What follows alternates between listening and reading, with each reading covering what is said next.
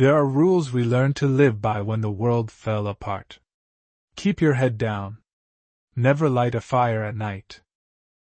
And above all else, if you hear the scratching, you run until your lungs burn or your heart explodes. We thought those were the absolute laws of survival, the ironclad commandments written in the blood of the billions who didn't make it. But I was wrong.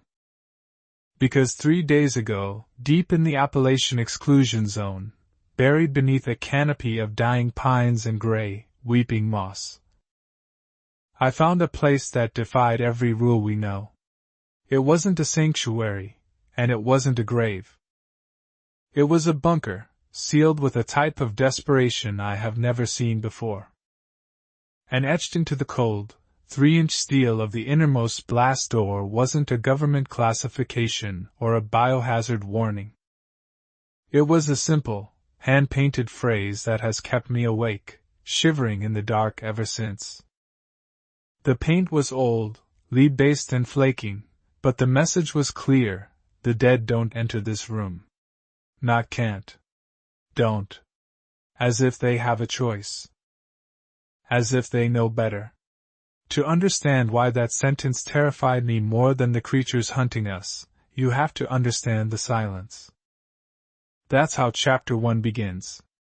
Not with a scream, but with the suffocating weight of silence. I had been tracking a deer trail for 3 days, moving through a section of the forest where the trees grew crooked, as if recoiling from the soil itself. The air here didn't smell like pine or rain. It smelled of copper and stagnant water, a metallic tang that coated the back of my throat. My boots crunched against a carpet of dry, brittle leaves, every step sounding like a gunshot in the vacuum of the woods. I stopped to check my compass, but the needle was drifting lazily, refusing to settle north, spinning in a slow, hypnotic circle. That should have been my first sign to turn back. Magnetic anomalies usually meant old world tech, and old world tech usually attracted things that wanted to tear the meat from your bones. But I was hungry. A hunger that gnaws at your stomach lining and makes your vision swim with black spots. So, I pushed on, pushing aside a curtain of thick gray ivy that draped over a limestone ridge. That's when I saw it. It didn't look like a military installation at first. It looked like a wound in the earth. A massive slab of concrete, stained with 50 years of moss and rain, jutting out from the hillside like a broken tooth. The vegetation had tried to swallow it whole, thick roots strangling the structure, but the concrete held. I approached slowly, my hand tightening around the grip of my pry bar, my knuckles white. The wind seemed to die completely the closer I got. No birds. No insects. Just the low, throbbing hum of my own pulse in my ears. The main entrance was a heavy blast door, painted a fading olive drab, welded shut by rust and time. But to the left, obscured by a thorny thicket of blackberry bushes, was a maintenance hatch. The padlock was shattered, lying in the dirt, consumed by oxidation. Someone had been here. Maybe a decade ago, maybe yesterday. I knelt, tracing the scratches on the metal. They weren't tool marks. They were jagged, frantic grooves. Fingernails? Something had tried to claw its way in, or out. I pulled the hatch open. It groaned, a screech of metal on metal that echoed through the valley, a dinner bell for every walker within a mile. I froze, holding my breath, waiting for the inevitable shriek of the infected. But nothing came. Just the darkness from below, breathing up at me. The air rushing out of that hole was frigid, smelling of ancient dust, hydraulic fluid, and something sweeter, like rotting flowers. I clicked on my flashlight. The beam cut through the gloom, illuminating a rusted ladder descending into an abyss that the light couldn't fully penetrate. I descended, one rung at a time, the steel cold enough to bite through my gloves. 10 feet. 20. 40. When my boots finally hit the concrete floor, the atmosphere changed instantly. The air was heavy, pressurized. The silence here was aggressive. It pressed against my eardrums. I swept the light around. I was in a decontamination antechamber. Yellow hazmat suits hung on hooks like shed skins, draped in cobwebs that shimmered in the LED beam. A clipboard lay on a steel desk, the paper turned to mush, the ink long since dissolved. But it was the corridor ahead that drew me in. It stretched out into the dark, lined with pipes that dripped condensation with a rhythmic, maddening plink, plink, plink. I walked down that hallway, the sound of my footsteps swallowing the silence. The walls were thick, reinforced concrete, designed to withstand a nuclear blast. But they hadn't been designed to withstand whatever had happened here. Scorch marks scarred the ceiling. Bullet holes pockmarked the plaster near the ventilation ducts. It was a war zone frozen in time.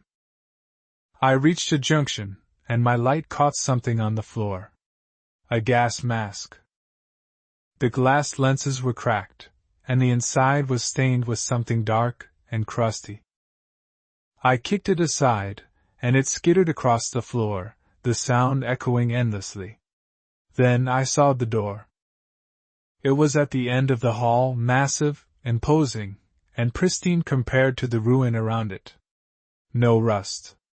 No scratches. Just that terrifying message painted in broad, white strokes: "The dead don't enter this room." I stood there, my heart hammering against my ribs. Why?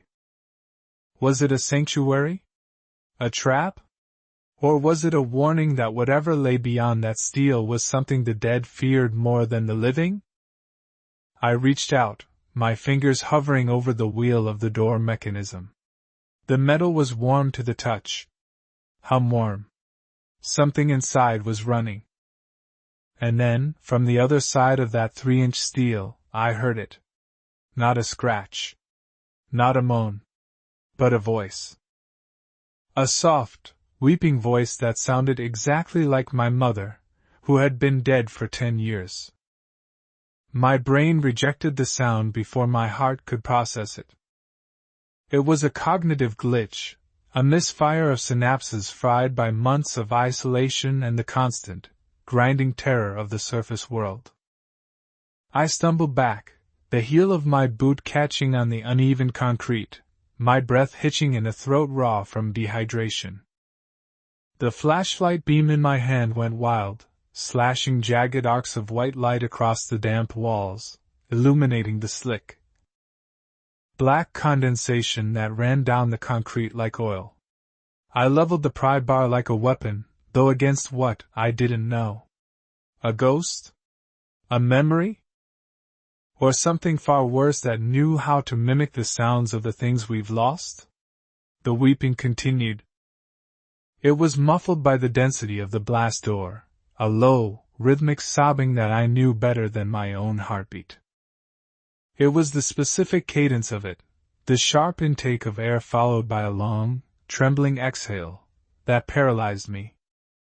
It was the sound she made when the cancer finally metastasized to her lungs, the sound of a woman drowning in her own failing biology.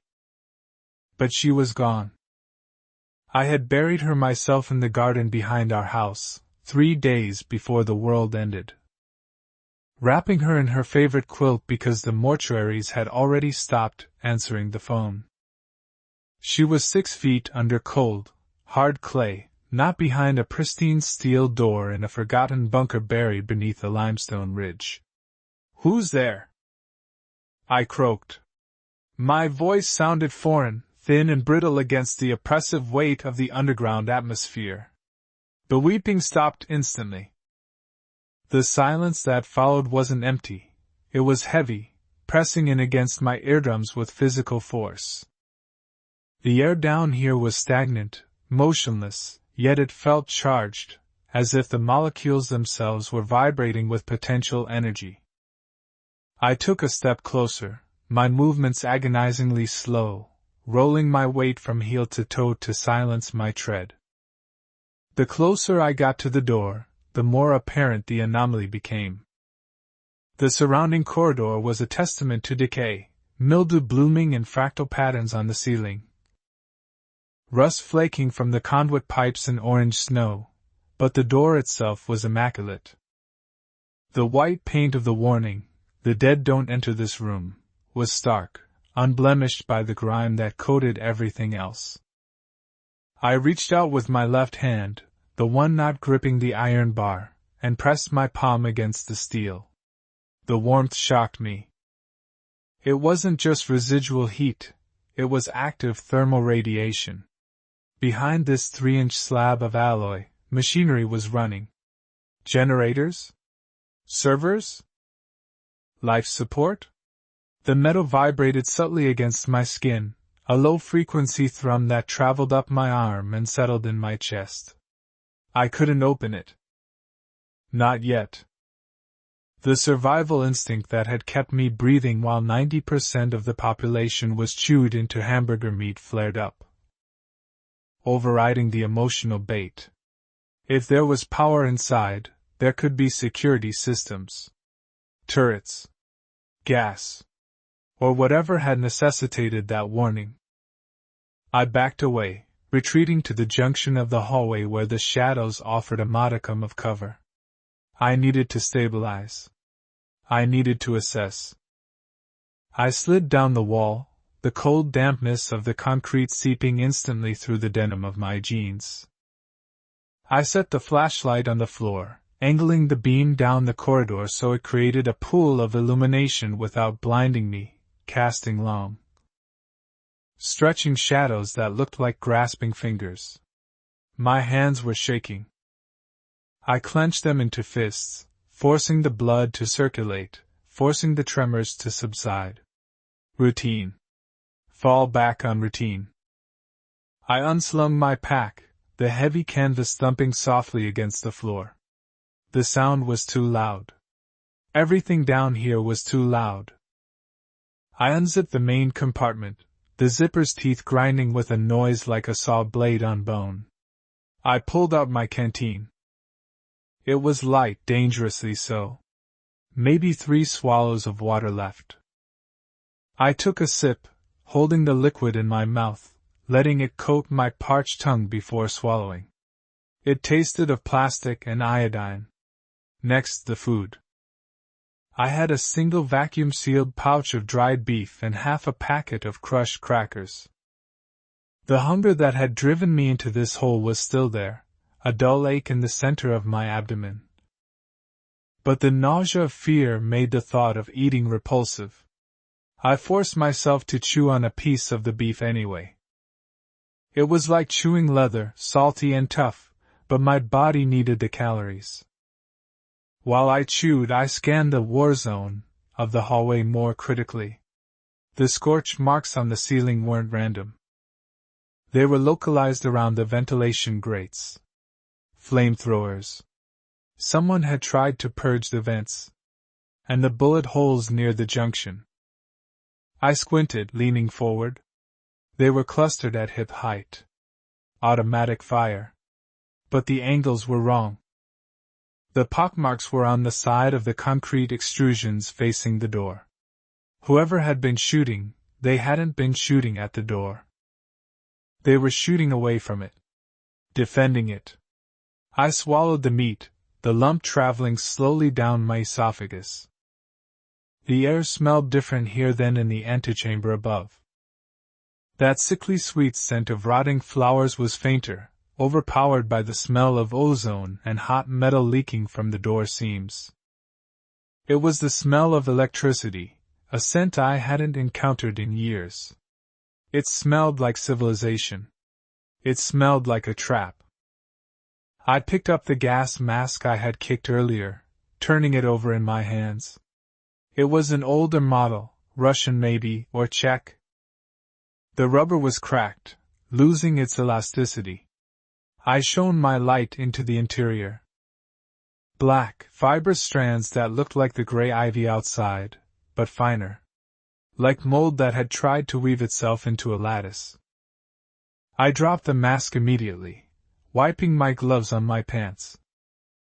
The infection up top turned people into rage-filled cannibals, but it didn't make them grow mold. This was something else. I checked my weapon. A SIG Sauer P226 with a scratch slide and a magazine that liked to jam if you didn't treat it like a delicate flower. 7 rounds in the mag, 1 in the chamber. 8 shots. Against a horde, it was a suicide note. Against a single assailant, it was a fighting chance. I placed the gun on the floor next to the flashlight, within easy reach. Time lost its meaning in the dark. I might have sat there for 10 minutes or 2 hours, listening to the maddening asterisk plink plink plink asterisk of the condensation dripping somewhere down the line. It was water torture, a metronome counting down the seconds of my remaining sanity. I found myself staring at the white letters on the door again. The dead don't enter this room. It was a strange syntax. Not keep out. Not no entry. It implied a rule of nature, or perhaps a desperate hope. If the dead didn't enter, did that mean the living were welcome? Or did it mean that what was inside was the reason the dead existed in the first place? Then the sound returned. It didn't start with weeping this time. It started with a scratch. A slow, deliberate dragging of a fingernail against the metal from the inside. Asterisk scritch, scritch, scritch. Asterisk had moved from left to right, tracing the width of the door, as if something was pacing, trailing a hand along the wall. I stopped breathing. I grabbed the pistol, my knuckles turning white as I leveled the sights at the door handle. You look tired, baby, the voice whispered. It wasn't a weep. It was a caress. The volume was impossible. It sounded as if she were whispering directly into my ear, her breath warm against my neck. Yet the source was clearly behind the steel. I can hear your stomach growling. The voice continued, smooth, maternal, terrifyingly lucid. You never did eat enough. Remember the soup I made? With the dumplings? I have some here. It's warm. It's waiting. I squeezed my eyes shut, fighting the tears that pricked at the corners. It was a psychological vivisection. It knew my hunger. It knew my weakness. You're not real. I hissed through gritted teeth, the words vibrating in the cavernous hallway. I'm as real as the hunger. The voice replied, dropping an octave, becoming sterner. As real as the cold. Open the wheel, sweetheart. It's not locked. I unlocked it for you. Just turn the wheel. My gaze shifted to the locking mechanism.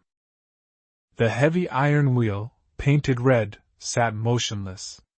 But as I watched, hypnotized by the beam of my flashlight, I saw the impossible. The wheel moved. It wasn't being turned from the outside.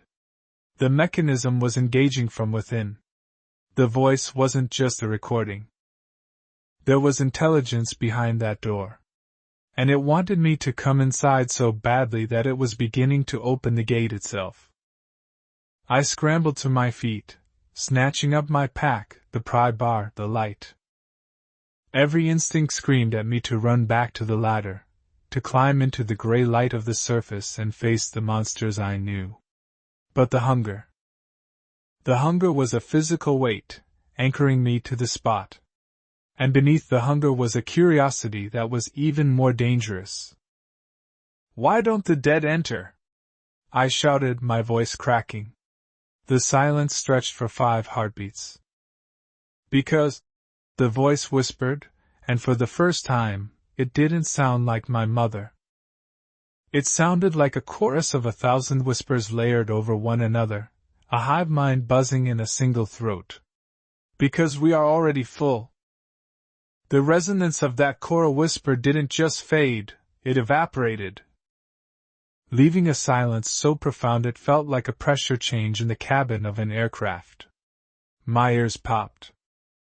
The air in the corridor seemed to thicken, transforming into a gelatinous medium that made every movement feel sluggish and underwater.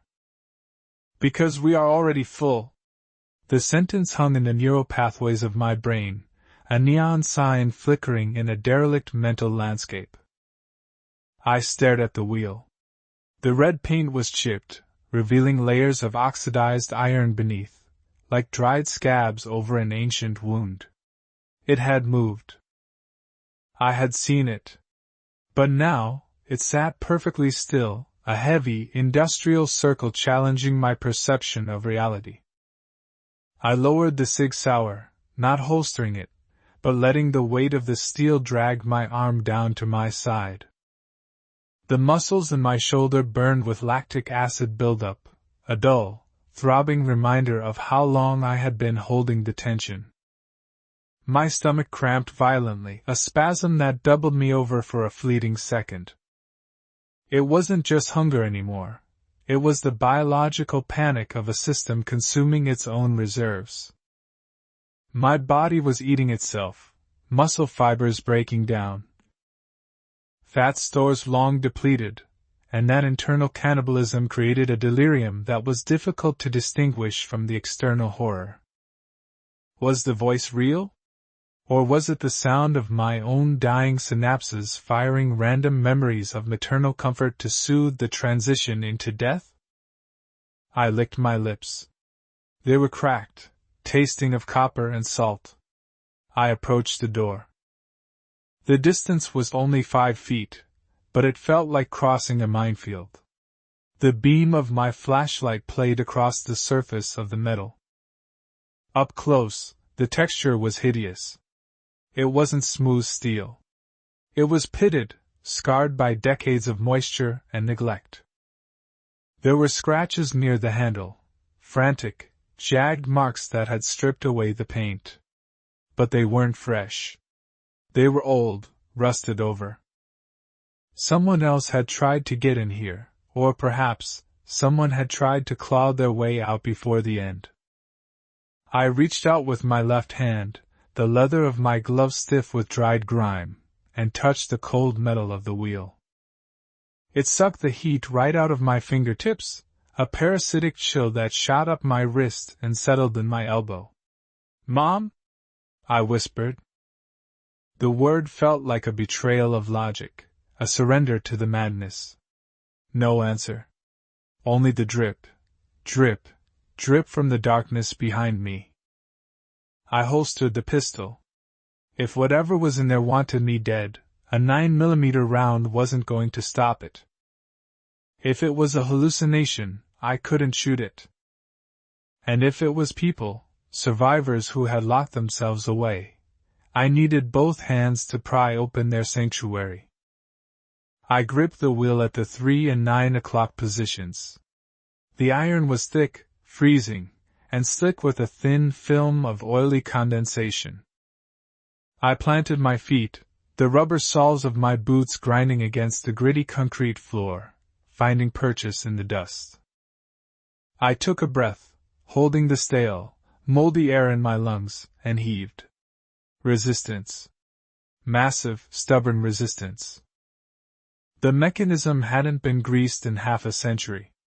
I gritted my teeth, feeling the tendons in my neck strain against the collar of my jacket. A groan echoed through the steel, not a human groan, but the agonizing protest of metal grinding against metal. Rust bonds shattered with sharp cracks that sounded like pistol shots in the confined space. I pushed harder, leaning my entire body weight into the rotation. Slowly, agonizingly, the wheel began to turn counterclockwise. Asterisk groan. Creak. Clank. Asterisk. A quarter turn. A half turn. The internal locking bars were retracting. I could feel the vibrations of heavy tumblers shifting deep within the blast door's armored shell. It was a sensation of immense engineering, a reminder that this place was built to withstand the end of the world. Yet, the irony wasn't lost on me. The end of the world had come, and the door was protecting nothing but silence. With a final, thundering clunk, the wheel spun freely for an inch, hitting the stop. Unlocked. I stepped back, breathing heavily, watching the vapor of my breath swirl in the flashlight beam. The door didn't swing open. It sat there, a 10-ton slab of indifference. I had to pull it. I jammed my fingers into the recessed handle meant for leverage, braced a boot against the frame, and pulled. The seal broke with a sound like a gasping lung, a sharp intake of air as the pressure equalized. A smell hit me instantly. It wasn't the rot of the tunnels. It wasn't the copper tang of blood. It was sterile. It smelled of ozone, old paper, and something faintly sweet, like desiccated lavender or vanilla. It was the smell of a grandmother's attic, preserved in amber, untouched by the wet decay of the apocalypse outside. The heavy steel slab swung outward on massive hidden hinges, moving with a surprising, oiled smoothness once the initial seal was broken. It revealed a darkness deeper than the hallway, a void that seemed to swallow the light of my torch. I drew my weapon again, the familiarity of the grip offering a sliver of comfort. I swept the light across the threshold. The floor changed. The rough, stained concrete of the bunker corridor ended abruptly at the doorframe, replaced by linoleum tiles. They were a checkerboard pattern of black and white, scuffed but intact. I took a step forward, crossing the line. "Hello?" I called out. My voice didn't echo. The room absorbed the sound. I stepped fully inside, allowing the heavy door to remain open behind me, a retreat route I wasn't willing to cut off just yet. I swept the light left then right. It was an airlock, or perhaps a decontamination antechamber. Along the left wall, a row of lockers stood like silent sentinels, painted a dull, institutional gray. On the right, a long wooden bench, the varnish peeling in strips like dead skin. But there was no debris. No trash. No scattered papers or overturned furniture. It was immaculately, terrifyingly tidy. At the far end of this small room was another door. This one was wood, with a frosted glass pane in the upper half. It looked like the entrance to a 1950s principal's office, completely out of place in a military bunker. Stenciled on the glass in black paint were the words, *Station Master. I walked toward it, my boots squeaking faintly on the linoleum. The noise seemed deafening in the stillness. I kept the gun trained on the frosted glass, half expecting a shadow to loom behind it, but the glass remained a milky, opaque blankness. As I got closer, I noticed something on the wooden bench to my right. I stopped, swinging the light down. It was a tray.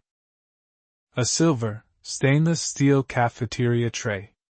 On it sat a ceramic bowl, a spoon, and a folded napkin. I reached out, my hand trembling, and hovered over the bowl. It was empty, but clean. Bone dry. I touched the napkin. It was brittle, disintegrating into dust under the slightest pressure of my finger. This had been sitting here for years. Decades. "We are already full," I muttered to myself, the words tasting like ash. I turned my attention back to the wooden door. I reached for the brass knob. It turned easily. I pushed the door open and shone the light into the room beyond. The beam cut through the dark and illuminated a scene that made my brain stutter. It wasn't a bunker control room. It was a living room. A perfect, mid-century domestic living room. There was a floral rug covering the floor. A heavy velvet armchair sat in the corner, facing a fireplace that held perfectly stacked, unburnt logs. There were bookshelves lining the walls, filled with hardbacks, red, blue, green spines, all uniform. In the center of the room was a dining table set for 4. But it was the inhabitants that froze the blood in my veins. They were seated at the table. 4 figures. They weren't moving. They weren't breathing. I took a step closer, the flashlight shaking violently in my grip, trying to make sense of what I was seeing. They weren't corpses. They weren't skeletons. They were mannequins. Old, department store mannequins with glossy, painted skin and stiff, synthetic hair. They were dressed in woolen clothes, suits and dresses that had been moth-eaten and faded. They sat in rigid silence, their painted blue eyes staring at nothing, their frozen smiles wide and vacuous. In the center of the table, sitting on a dusty platter, was a heap of something black and shriveled. I moved closer, the smell of lavender growing overpowering, cloying, barely masking an underlying scent of formaldehyde. I shone the light on the platter. It was meat. Or it had been. Dried, jerky-like strips of meat piled high. And then, from the velvet armchair in the corner, the one facing away from me, a sound emerged. Not a whisper this time. The sound of a page turning. Dry paper crinkling against silence. I spun, leveling the gun at the high back of the chair. "Don't shoot," a voice said. It was male, rasping, dry as the dust on the floor. It wasn't the hive mind voice. It was human, but barely. "You'll wake the children. And they are so very hungry." The warning hung in the stagnant air, heavy and suffocating. My finger hovered over the trigger, the metal warm and slick with my own sweat. I did not fire. The threat of noise, the potential for a ricochet in this claustrophobic mock living room, and the terrifying specificity of the command held me frozen. The mention of children turned the blood in my veins to ice water. I kept the beam of my light trained on the high back of the velvet armchair, waiting for the speaker to rise, to lunge, to reveal the monster that matched that raspy, desiccated voice. But nothing moved. The chair remained still. The only motion in the room was the erratic dance of dust motes caught in the harsh LED cone of my flashlight. The silence that followed was heavy, a physical weight pressing against my eardrums, broken only by the frantic, thudding rhythm of my own heart against my ribs. It sounded impossibly loud, like a war drum beating a retreat I couldn't take. I shifted my weight, the leather of my boots creaking almost imperceptibly against the linoleum threshold where the carpet ended. The sound was a gunshot in a library. I winced, eyes darting to the table. The mannequins remained immobile. Their painted blue eyes stared past me, through the walls, into a void only they could perceive. Up close, in the spill of the light, their artificiality was even more grotesque. The plastic of their faces was spiderwebbed with fine cracks, the result of decades of temperature shifts or radiation or simply the slow erosion of time. The woman, the mother figure, presumably, had a chip in her cheek, revealing the hollow, gray emptiness beneath the glossy peach skin. Her hand, poised near a ceramic cup, lacked fingernails. Just smooth, rounded stumps of plastic. I took a breath, trying to filter the air through my nose to dull the stench. It was a losing battle. The lavender was thick, oily, and cloying, sticking to the back of my throat like a coating of wax. Beneath it, the sharp, metallic tang of copper and the sour, fermentation smell of rot bloomed. It was the smell of a funeral parlor that had lost power weeks ago. "Who are you?" I whispered. My voice was a stranger's, thin and vibrating with adrenaline. "Show yourself." There was a rustle from the chair. Not a sudden movement, but the slow, agonizing shift of dry fabric against dry skin. It sounded like leaves dragging across pavement. Show myself? The voice mused. It lacked the aggression I expected. It sounded weary. Infinitely, painfully tired. I am merely the custodian. The librarian of the end times. And you are a disruption. A bright, noisy disruption. I began to circle the room, keeping my back to the wall of bookshelves. My eyes flicked between the hidden figure in the chair and the frozen family at the dinner table. I gave the mannequins a wide berth. Logic told me they were inanimate, lumps of fiberglass and paint. But instinct, the lizard brain that had kept me alive in the upper tunnels, screamed that they were watching. That the moment my light left them, those stiff, articulated joints would snap and twist. As I moved deeper into the room, the angle changed. I could see the side of the armchair. A hand was visible now, resting on the armrest. It was skeletal. The skin was translucent, stretched so tight over the knuckles that the bone appeared white and sharp, threatening to tear through. Long, yellowed fingernails curved downward, digging into the velvet fabric like the talons of a bird of prey. The sleeve of a suit jacket, once navy blue but now covered in a gray fur of mold, ended at the wrist. You have a light, the voice said. It hurts. Please. Direct it away. I didn't lower the weapon, but I angled the flashlight slightly downward, letting the spill illuminate the figure without blinding him. Or it. What sat in the chair was a man. Or what remained of one.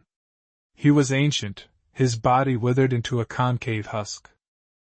He wore a suit that mirrored the style of the mannequins, mid-20th century, wide lapels, thick wool. He was bald, his scalp spotted with age and liver spots, the skin draped loosely over his skull. He held a book in his lap, his head bowed as if reading, though his eyes were squeezed shut against the intrusion of my presence. He didn't look like a soldier. He didn't look like a scientist. He looked like a corpse that had simply forgotten to lie down. The children are eating, the old man whispered, not opening his eyes. He gestured vaguely toward the table with a trembling, claw-like hand. It is rude to interrupt supper. I risked a glance back at the table. The pile of black jerky on the platter seemed to glisten in the gloom.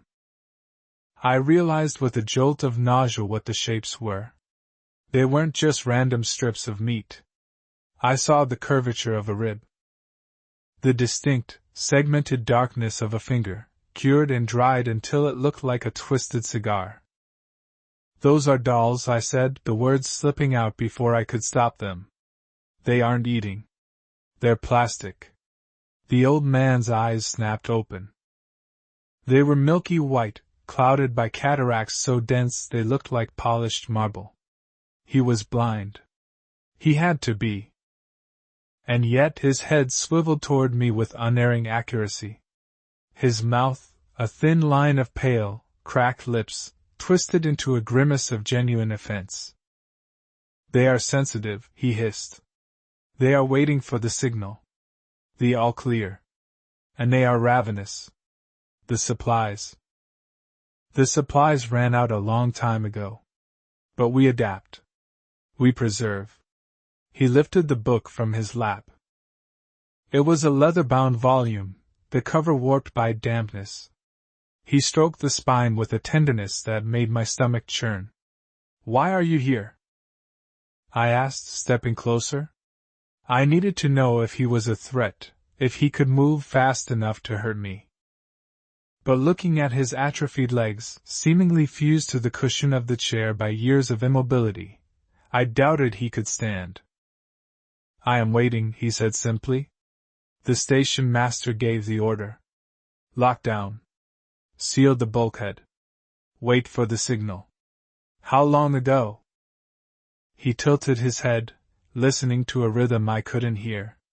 Tuesday, he murmured. Or perhaps it has been longer. The clock on the mantel stopped. Did you notice? I glanced at the fireplace. Above the unlit logs sat a heavy brass clock. The hands were frozen at 11:59. 1 minute to midnight. You need to tell me how to get out of here, I said, keeping my voice low. The upper levels are compromised. There are things.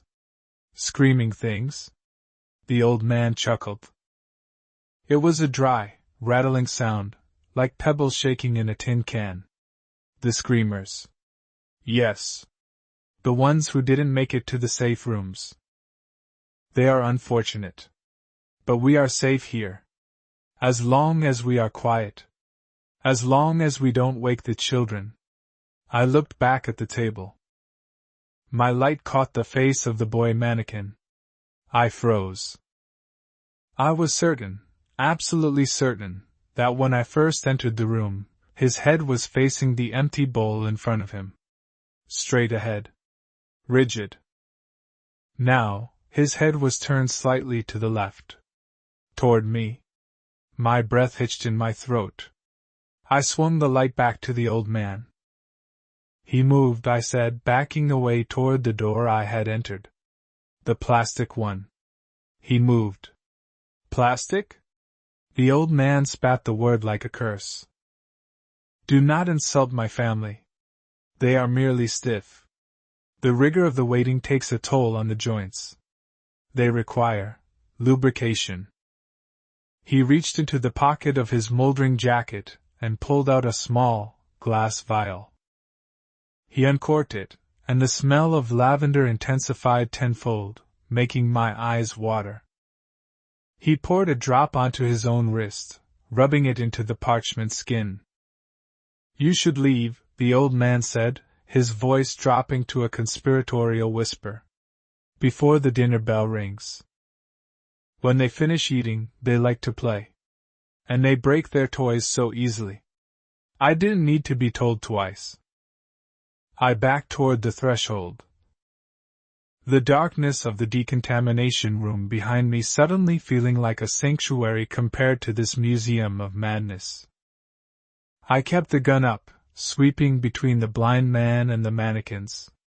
As I reached the doorframe, my boot heel caught on the raised metal strip. I stumbled, my hand slapping against the wall to steady myself. The noise was sharp, percussive. Click. It came from the center of the room. From the dining table. I shone the light back. The father mannequin was standing. It hadn't happened in a blur of motion. It was as if the frames of reality had skipped. One moment he was seated, rigid in his chair. The next, he was upright, towering over the table. The chair he had been sitting in was pushed back, tipped over onto the floral rug. The mannequin stood with unnatural posture, spine hyperextended, arms hanging limp at his sides. But the face. The painted, smiling face was no longer vacuous. The jaw had dropped open, unhinged, revealing a dark, hollow cavity where a throat should be. A sound began to emanate from that plastic maw, a low, buzzing static, like a radio tuned between stations, gradually rising in pitch. Oh dear, the old man whispered from his armchair. He sounded genuinely sad. Now you've done it. You've interrupted digestion. The static grew louder. The other 3 mannequins at the table began to vibrate. The ceramic bowls clattered against the stainless steel tray. I scrambled backward into the airlock, grabbing the handle of the heavy wooden door. As I began to pull it shut, I saw the standing mannequin take a step. It was a jerky, staccato movement, the knee bending the wrong way, the plastic foot slamming onto the floorboards with the weight of an anvil. It wasn't walking like a human. It was walking like a puppet being operated by a seizure. I slammed the door. I threw the deadbolt. A second later, something impacted the wood from the other side. A heavy, solid thud that shook the frame and dusted my hair with plaster from the ceiling. Then came the scratching. Not fingernails. It sounded like hard plastic dragging relentlessly against the grain of the wood, accompanied by that rising, electronic shriek of static. The wood did not merely vibrate, it convulsed. Under the assault of the thing on the other side, the heavy oak door seemed to lose its structural integrity, warping inward with each rhythmic sledgehammer blow. I pressed my back against the cold steel of the airlock frame, the gun shaking so violently in my hand that the front sight was a blur of gray metal against the gloom. The sound wasn't just a thud anymore. It was a wet, heavy slap, like a slab of meat being thrown against a butcher's block with impossible force, followed immediately by that tearing, resinous scratch of hard plastic gouging into the grain. The static shriek, that electronic, buzzing wail that shouldn't have been coming from a throat made of synthetic polymer, drilled through the wood, vibrating the tiny bones in my inner ear until I felt nauseated. I needed to move. Every instinct screamed at me to run, to scramble blindly into the dark, but the survivalist brain, the part of me that had kept me breathing through the collapse of the upper levels, forced a moment of paralysis. I had to assess. If I ran now, in a panic, I would trip. I would miss a tripwire. I would fall into a ventilation shaft. I forced a breath into my lungs. The air here in the decontamination zone was different from the lavender-choked parlor I had just escaped. It tasted ancient and metallic, like sucking on a penny that had been rusting in a gutter for a decade. It was cold, a biting, damp chill that seeped through the layers of my jacket and settled into the marrow. Another impact against the door. A hinge screamed, the high-pitched whine of tortured metal echoing in the small chamber. Dust drifted down from the ceiling tiles, swirling in the beam of my flashlight like microscopic snow. I pushed off the wall, my boots finding purchase on the rubberized flooring. I didn't turn my back on the door. Not yet. I retreated backward, step by agonizing step, keeping the wavering circle of light trained on the deadlock. The bolt was holding, but the wood around it was beginning to splinter, pale jagged teeth of timber emerging from the dark varnish. The scratching sound changed then. It moved upward. It wasn't battering the center anymore. It was clawing at the top of the frame, testing the structural weakness, learning. I reached the threshold of the decontamination showers. The transition was abrupt. The floor changed from rubber matting to slick, industrial tile that felt greasy underfoot. I swung the light around, momentarily blinding myself with the reflection off the stainless steel nozzles that protruded from the walls like the heads of dormant serpents. This was a kill box. A place designed to scrub the outside world from human skin with harsh chemicals and high pressure. Now, it was just a tune for dust. The silence here was heavy, pressing against my eardrums with a physical weight, broken only by the distant, muffled rhythm of the thing back at the door, thud, scratch, thud, scratch. I lowered the weapon slightly, the muscles in my shoulder burning with lactic acid. I needed to conserve energy. My flashlight beam swept the room. Along the far wall stood a row of lockers, their metal surfaces blistered with rust. Several were open, revealing the decayed remains of hazmat suits. They hung limp and shredded, the orange rubber flaking away to reveal the yellowing mesh underneath. They looked like flayed skins left to dry. I approached them cautiously, the sound of my own breathing harsh and ragged in the confined space. In the third locker, something glinted. A canister. I reached out, my fingers brushing against the rotting fabric of a suit. It crumbled at the touch, dissolving into a fine, sticky powder. I grabbed the canister. It was a filter. A standard-issue biological filtration unit for a gas mask. I checked the expiration date stamped on the side, October 1988. Useless. I let it drop, the metallic clatter startlingly loud, causing me to spin around, gun raised, heart hammering against my ribs. Nothing. Just the shadows stretching and contracting as my light moved. Focus. I had to focus. The old man said the upper levels were compromised. He said there were screamers. But what was down here? The map I had found in the security booth 3 hours ago, or was it 3 days, had indicated that this decontamination sector led to the primary life support systems. If I could find the generator, maybe I could restore the ventilation. Maybe I could flush out the stale air that made every thought feel like it was wading through molasses. Or maybe I would just illuminate more horrors. I moved through the shower block, stepping over a drain that was clogged with a thick, black sludge that looked suspiciously like coagulated oil. Or dried blood. The exit was a heavy blast door, painted with yellow and black hazard stripes that had faded to gray. It was slightly ajar, a gap of maybe 6 inches separating the heavy steel slab from the frame. I stopped. A draft was coming through that gap. A steady, rhythmic current of air that carried a new smell. Not the lavender of the madman's parlor, nor the rust of the airlock. This smell was organic. Rot. Sweet, cloying wet rot, mixed with the sharp tang of ozone. I approached the gap, extinguishing my flashlight. Total darkness swallowed me instantly. The sensory deprivation was immediate and terrifying. I stood there, eyes straining, waiting for the purple blotches of afterimage to fade. I needed to see if there was light on the other side before I exposed myself. Slowly, agonizingly slowly, my pupils dilated.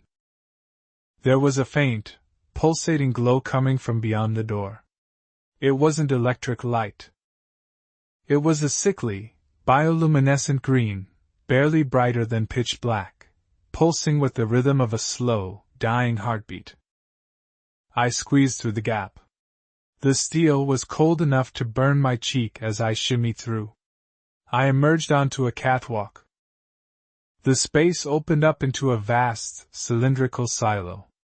I was standing on a metal grating suspended over a dark abyss. Above me, the silo stretched up into shadow. Below, in the depths, lay the source of the green glow. It looked like a pool of stagnant water, huge and perfectly still, phosphorescent algae blooming on its surface. But it wasn't the water that stopped the breath in my throat. It was the walls of the silo. I clicked the flashlight back on, aiming the beam across the chasm. The light cut through the gloom, illuminating the concrete curvature of the shaft. The walls were lined with alcoves. Hundreds of them. Honeycomb cells recessed into the concrete, stretching up and down as far as the beam could reach. And inside each alcove stood a figure. They were identical to the ones in the parlor. The mannequins. Rows upon rows of them. Thousands. They stood rigid, facing the center of the shaft, their plastic faces smooth and expressionless. Men, women, children. Some were dressed in the rotting remnants of civilian clothes, bell-bottoms, floral dresses, flannel shirts. Others were naked, their smooth, genderless crotches and disjointed knees gleaming in the harsh LED light. They were an army of the artificial, a silent congregation waiting for a sermon that never came. I swept the light lower, tracing the rusted ladder that descended from my catwalk into the depths. As the beam passed over the row of alcoves directly beneath me, I saw it. One of the alcoves was empty. The realization hit me with the force of a physical blow. The father. the one at the table upstairs. He hadn't just been a prop the old man found. He had come from here. They all had. This wasn't a bunker for people. It was a storage facility. But for what? Why build a massive subterranean complex to store plastic dolls? Then, a sound rose from the pit. It wasn't the mechanical static of the father thing. It was wetter. Softer. It sounded like weeping. But it was layered, a chorus of soft, weeping voices echoing up from the green water below, bouncing off the concrete walls, weaving through the silent ranks of the plastic observers. I gripped the railing, my knuckles white. The weeping wasn't coming from the water. It was coming from the alcoves. I swung the light wildly. The mannequins were motionless. Stiff. Inanimate. Yet the sound was everywhere now, a low thrum of misery that seemed to vibrate the metal grating under my boots. Help us. The whisper was right beside my ear. I spun around, the barrel of the revolver connecting with something hard. There was a hollow thwack, and the flashlight beam illuminated a face inches from mine. It was a female mannequin, standing on the catwalk right behind me, where the space had been empty seconds ago. She wore a tattered nurse's uniform. Her face was painted with a serene, terrifying smile, red lips permanently curved upward. But her eyes. The painted blue irises were scratched out. And from the plastic tear ducts, a thick, black fluid was leaking, trailing down her synthetic cheeks like oil. She didn't move. She just stood there, towering over me, the scent of lavender and rot wafting from her rigid form. My gun was pressed against her chest, right where a heart should be. My finger tightened on the trigger, the metal biting into my skin. Don't shoot, the whisper came again, but her plastic lips didn't move. The voice seemed to project directly into my skull, bypassing my ears entirely. It sounded like radio interference shaping itself into words. The noise, it calls the keepers. The ones who wear the skin. I backed away, stumbling, my heel catching on the edge of the grating. I flailed, grabbing the railing to stop myself from toppling into the abyss. The nurse mannequin remained perfectly still, but her head. Her head began to rotate. Slowly. Mechanically. A full 180 degrees, until she was looking back toward the blast door I had just come through. Toward the airlock. Toward the thing that was scratching. From the darkness of the decontamination room, a roar erupted. It wasn't the static scream anymore. It was a roar of tearing metal. The blast door I had squeezed through shuddered as something massive slammed into it from the other side, widening the gap. A hand, if you could call it that, reached through. It was pale, elongated, and possessed too many joints. It grasped the edge of the steel door, the fingers punching through the metal as if it were wet cardboard. Run, the voice in my head screamed, static flaring into a migraine-inducing spike of pain. Down. Go down into the water. It is the only place they cannot smell you. I looked at the nurse, then at the monstrous hand tearing the blast door off its hinges, and then down into the glowing, necrotic green water hundreds of feet below. The drop would likely kill me. The thing at the door definitely would. And the mannequins. The thousands of silent watchers lining the walls. Were they waiting for me to fall? I holstered the gun. It was useless against steel-rending strength. I swung my leg over the railing, the metal cold and slick against my palm. The weeping from the alcoves grew louder, rising to a fever pitch, a cacophony of lost souls trapped in plastic shells. I didn't look back at the nurse. I didn't look at the door. I took a breath of the rot-scented air, closed my eyes, and let go. The impact shattered the world. It wasn't a splash. It was a collision with a density that felt less like water and more like semi-coagulated oil. The surface tension broke with a sound like a wet gunshot, and then I was under, enveloped in a freezing, suffocating embrace. The momentum of the fall drove me deep, plunging me into a world of muffled acoustics and radioactive luminescence. My boots, heavy with the grime of the upper levels, acted as anchors, dragging me down toward a bottom I couldn't see. I opened my eyes instinctively, a mistake that sent a searing sting across my corneas. The fluid wasn't water. It was a chemical soup, a glowing brine that tasted of copper and ancient, fermented rot. Through the stinging haze, the green light I had seen from above revealed its source. It wasn't coming from the walls down here. It was emanating from huge, cylindrical tanks submerged in the depths, their cracked glass leaking phosphorescent decay into the reservoir. The light caught suspended particulates in the fluid, dust, rust flakes, and things that looked disturbingly like flakes of skin, turning the abyss into a swirling nebula of sickness. Panic, primal and electric, surged through my chest.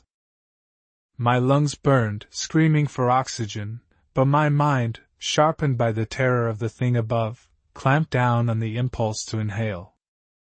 To breathe here was to die. I kicked, my legs thrashing against the fluid's resistance. It was like swimming in syrup. Every movement required double the effort, exhausting my dwindling reserves of energy. My hand brushed against something drifting in the dark. It was hard, smooth. A plastic arm. Then a torso. I was swimming through a graveyard of discarded parts, a soup of mannequin limbs bobbing in the undercurrent like drowned timber. I clawed my way upward, following the bubbles escaping from my nose. The ascent felt agonizingly slow, my chest heaving against my ribs, black spots dancing in my vision. The pressure in my ears was immense, a crushing weight that threatened to burst my eardrums. I could feel the thrum of my own heartbeat in my throat, a frantic bird trapping itself against my windpipe. Just as the burning in my lungs became a roar, my head breached the surface. I didn't gasp. I didn't scream. I forced my mouth open and sucked in the air in shallow, silent tremors, biting my lip until I tasted blood to keep from coughing. The air down here was heavy, saturated with humidity and the metallic tang of ozone, but it was oxygen. I drifted there, treading the oily water, my eyes scanning the darkness above. I was in the shadow of the catwalks. High above, through the grid of the metal grating I had just leaped from, I could see the erratic swing of my flashlight, which I must have dropped on the platform. Its beam cut crazy arcs through the gloom, illuminating the dust motes and the underside of the blast door. And then, a shadow blotted out the light. It was the keeper. Even from this distance, the sheer size of the entity was paralyzing. It didn't move like a man, it moved like an insect, jerky and angular, limbs snapping into place with hydraulic precision. I heard the screech of metal as it tore the railing aside, leaning over the abyss, sniffing. The sound was wet and guttural, like a clogged drain trying to suck in air. Sniff, sniff. It was hunting for my scent, tracking the pheromones of fear I had left in my wake. The water. The nurse's voice echoed in my memory, a ghost in the static of my mind. It cannot smell you. I stopped kicking, letting my buoyancy hold me. I drifted under the overhang of a massive concrete pillar, pressing my back against the slime-slicked wall. The water was freezing, seeping through my clothes, numbing my skin, but I didn't dare move. Above, the creature let out a roar of frustration, a sound that vibrated the very water I floated in, sending ripples against my chest. It slammed a fist against the catwalk, the boom echoing like thunder in the enclosed silo. Then silence. Or rather, the absence of violence. I could still hear its heavy, wet breathing, the clicking of its joints as it prowled the perimeter, waiting for a sign. I waited. Minutes stretched into hours in the darkness. My legs grew numb, dead weight hanging in the abyss. I focused on the texture of the concrete against my spine, the rough grit, the slick patches of algae or mold. I focused on the smell, the cloying sweetness of the chemical waste mixed with the dry dust of the bunker. Survival was a game of patience, and right now, I was a statue in a pool of poison. Eventually, the heavy footsteps receded. The creature moved away from the edge, likely retreating to the blast door to hunt elsewhere, or perhaps to return to its dormancy. I didn't relax. Not yet. I waited until the silence was absolute, broken only by the rhythmic drip, drip, drip of condensation falling from the pipes high above. Only then did I allow myself to move. I breaststroked slowly, keeping my movements beneath the surface to avoid splashing.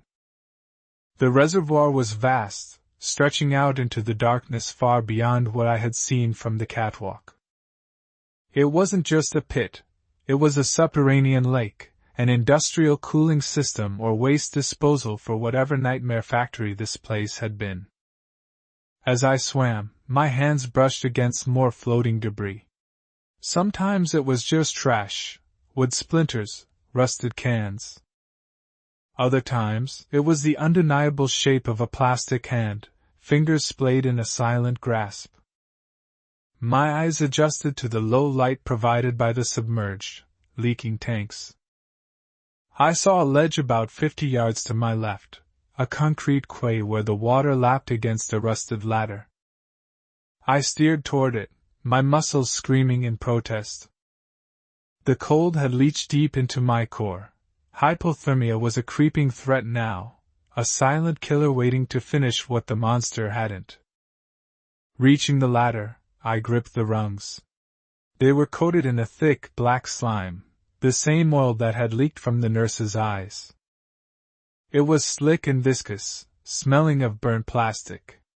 I pulled myself up, water cascading off my soaked clothes, heavy and loud in the silence. I froze, listening. Nothing. Just the dripping. I hauled myself onto the concrete ledge and collapsed. The ground was cold, but it was solid. I lay there, shivering violently, coughing up the acrid taste of the pool. I was alive. Broken, freezing, terrified, but alive. I checked my pockets. The revolver was still there, heavy and wet. I pulled it out, checking the cylinder. The rounds were sealed, hopefully still viable. I shook the water from the barrel, though I knew firing a wet gun was a gamble. It was all I had. My flashlight was gone, left above with the beast. I was in the dark, save for the ambient green glow radiating from the water. I sat up, hugging my knees to preserve warmth, and looked at my surroundings. This level was different. It wasn't the sterile observation deck or the domestic simulation of the living room. This was the guts of the machine. Pipes the size of redwood trunks ran along the walls, hissing with steam. Massive valves, rusted shut, loomed like iron gargoyles in the shadows. And everywhere there were crates. Wooden crates, rotted by humidity, stacked in haphazard piles. Some had burst open, spilling their contents. I crawled over to the nearest one, my curiosity warring with my exhaustion. Inside, nestled in wet straw, were heads. Mannequin heads. Hundreds of them. But they weren't finished. They were blanks. Faceless, smooth ovals of plastic waiting for paint, waiting for identity. But as I looked closer, squinting in the dim light, I saw something that made my stomach turn over. The heads weren't just plastic. Around the neck of one, Where it would connect to a torso, there was tissue. Desiccated, gray, leather-like strands that looked suspiciously organic. It was as if the plastic had been grown over something else. Or something had been encased within it. I recoiled, scrambling backward until my back hit the wall. The nurse's words replayed in my mind. Asterisk the ones who wear the skin. Asterisk. Did she mean the monsters? Or did she mean the mannequins? Was I surrounded by statues or by tombs?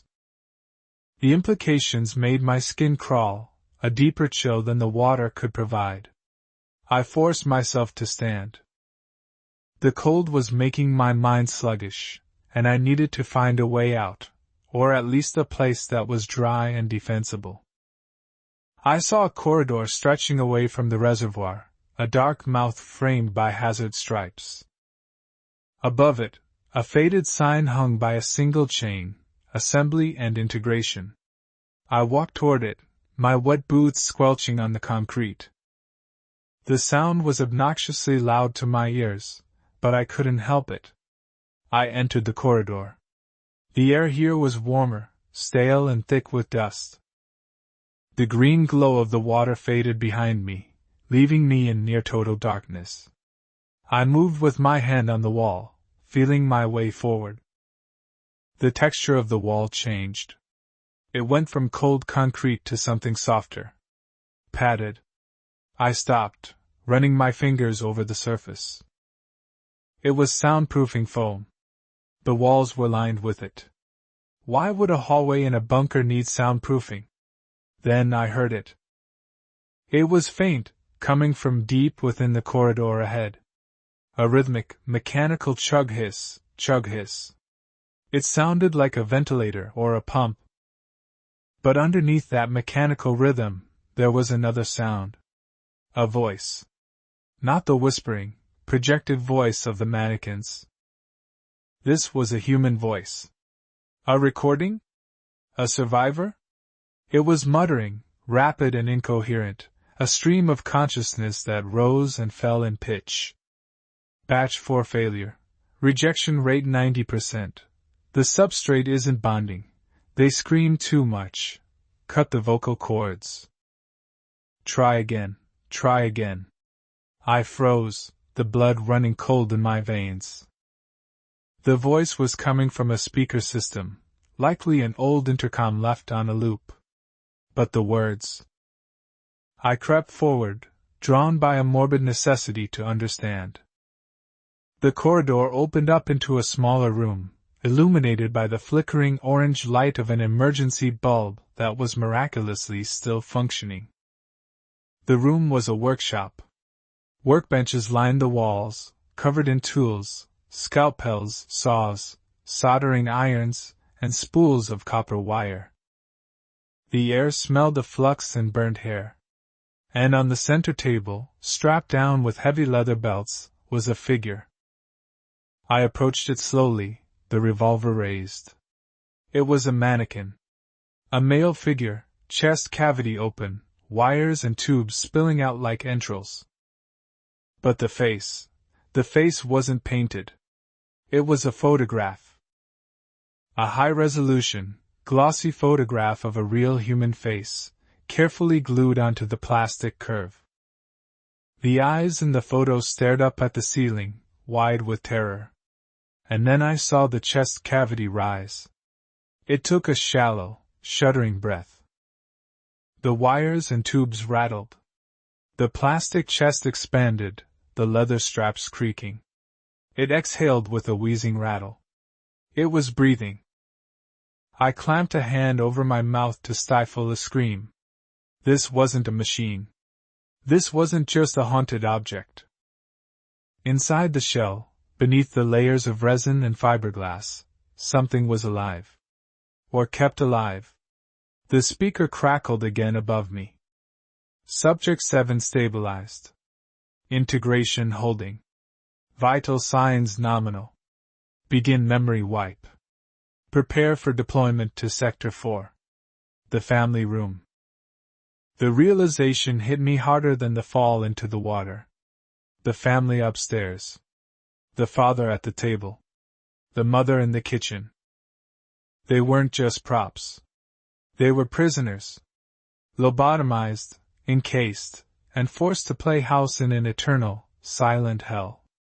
And the keepers. Were they the jailers? Or were they the failed experiments? I looked at the thing on the table. Its head turned sharply toward me. The photo eyes seemed to focus. The mouth of the photograph didn't move, but a sound tore its way out of the open throat, a gargling, wet plea. KK. Kill, me.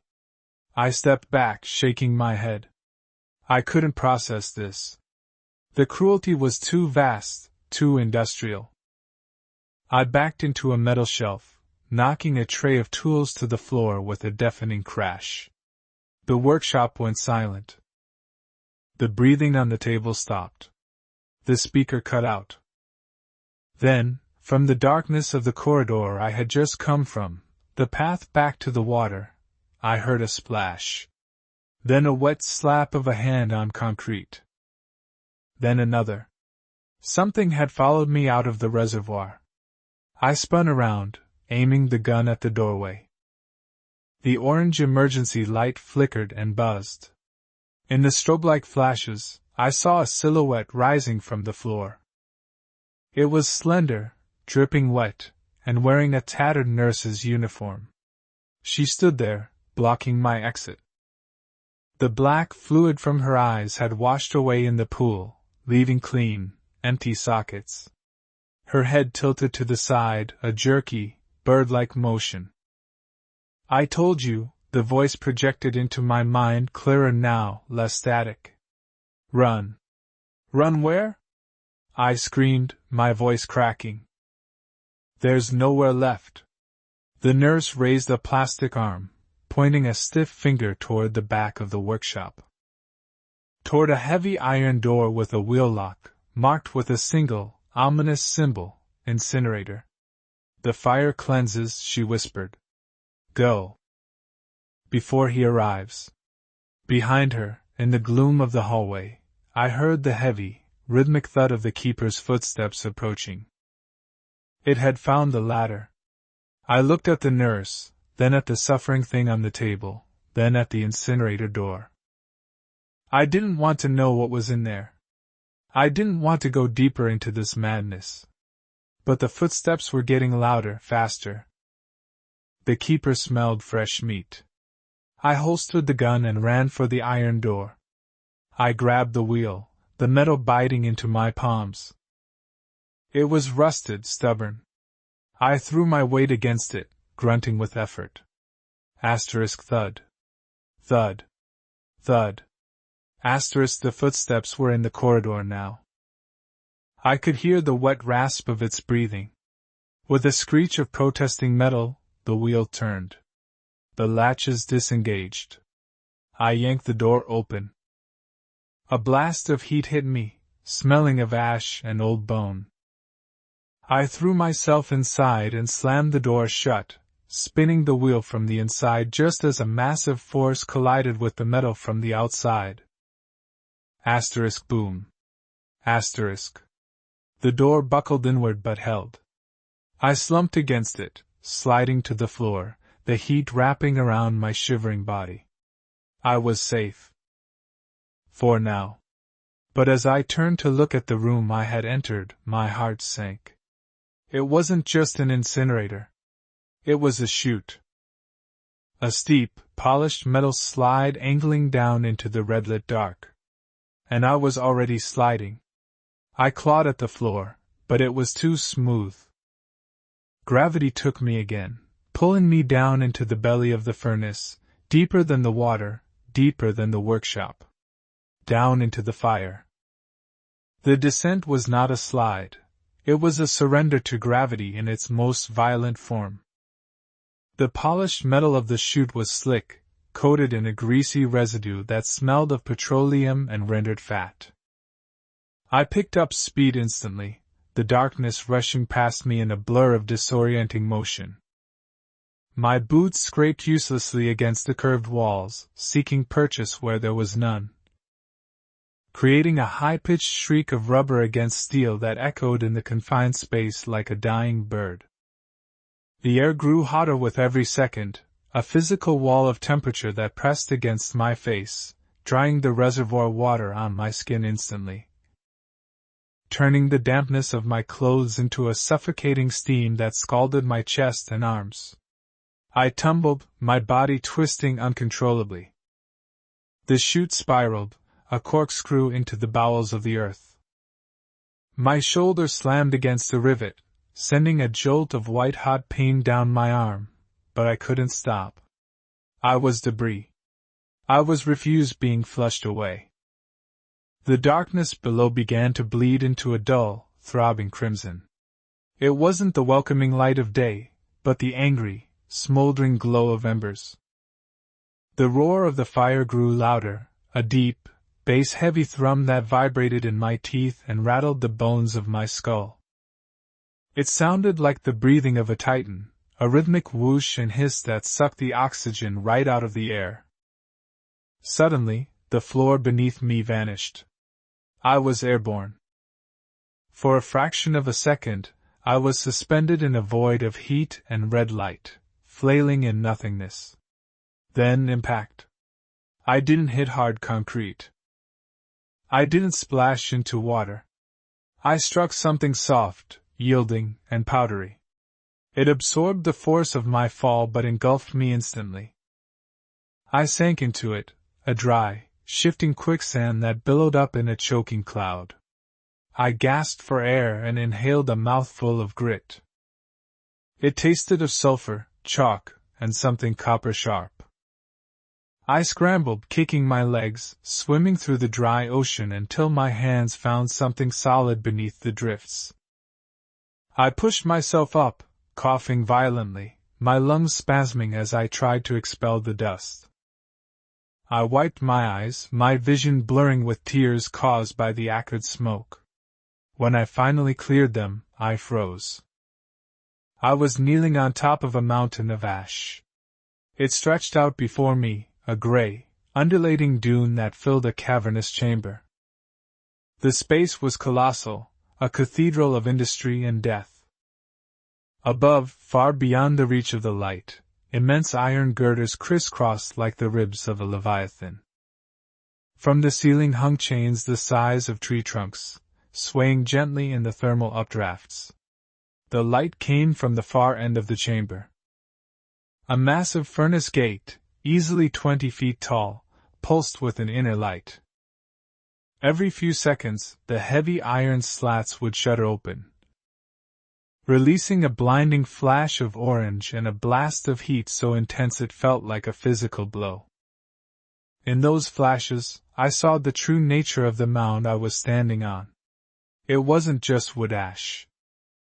The gray powder was mixed with fragments that the fire hadn't fully consumed. I looked down at my hands, buried wrist-deep in the soot. My fingers brushed against something hard and smooth. I pulled it out. It was a porcelain tooth. I dropped it, scrambling backward, my heels digging into the unstable slope. I uncovered more debris as I moved. A melted pair of spectacles, the glass fused into a milky lump. A distinct, twisted piece of metal that looked like a surgical pin for a broken bone. And everywhere, shards of white, calcified fragments that could only be bone. This was the discard pile.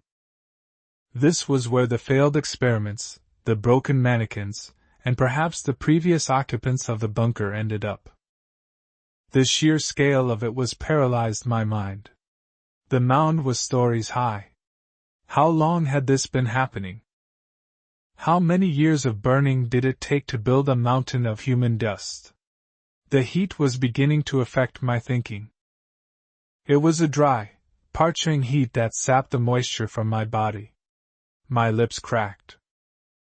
The water from the reservoir that had soaked my clothes was gone, replaced by a stiff, salty crust of sweat and ash. I felt lightheaded, the edges of my vision fraying into darkness. I had to move. If I stayed here, on this pile of remains, I would simply dehydrate and become part of the next layer. I looked around the perimeter of the room. The walls were lined with black pipes that sweated condensation, sizzling as the droplets fell onto the hot floor. To my left, a metal gantry ran along the wall, suspended about 30 feet above the ash pit. It led toward a control booth with a shattered window, overlooking the furnace. That was my target. If I could reach the ladder leading up to that gantry, I might find a way out of this oven. I tried to stand, but the ash shifted treacherously.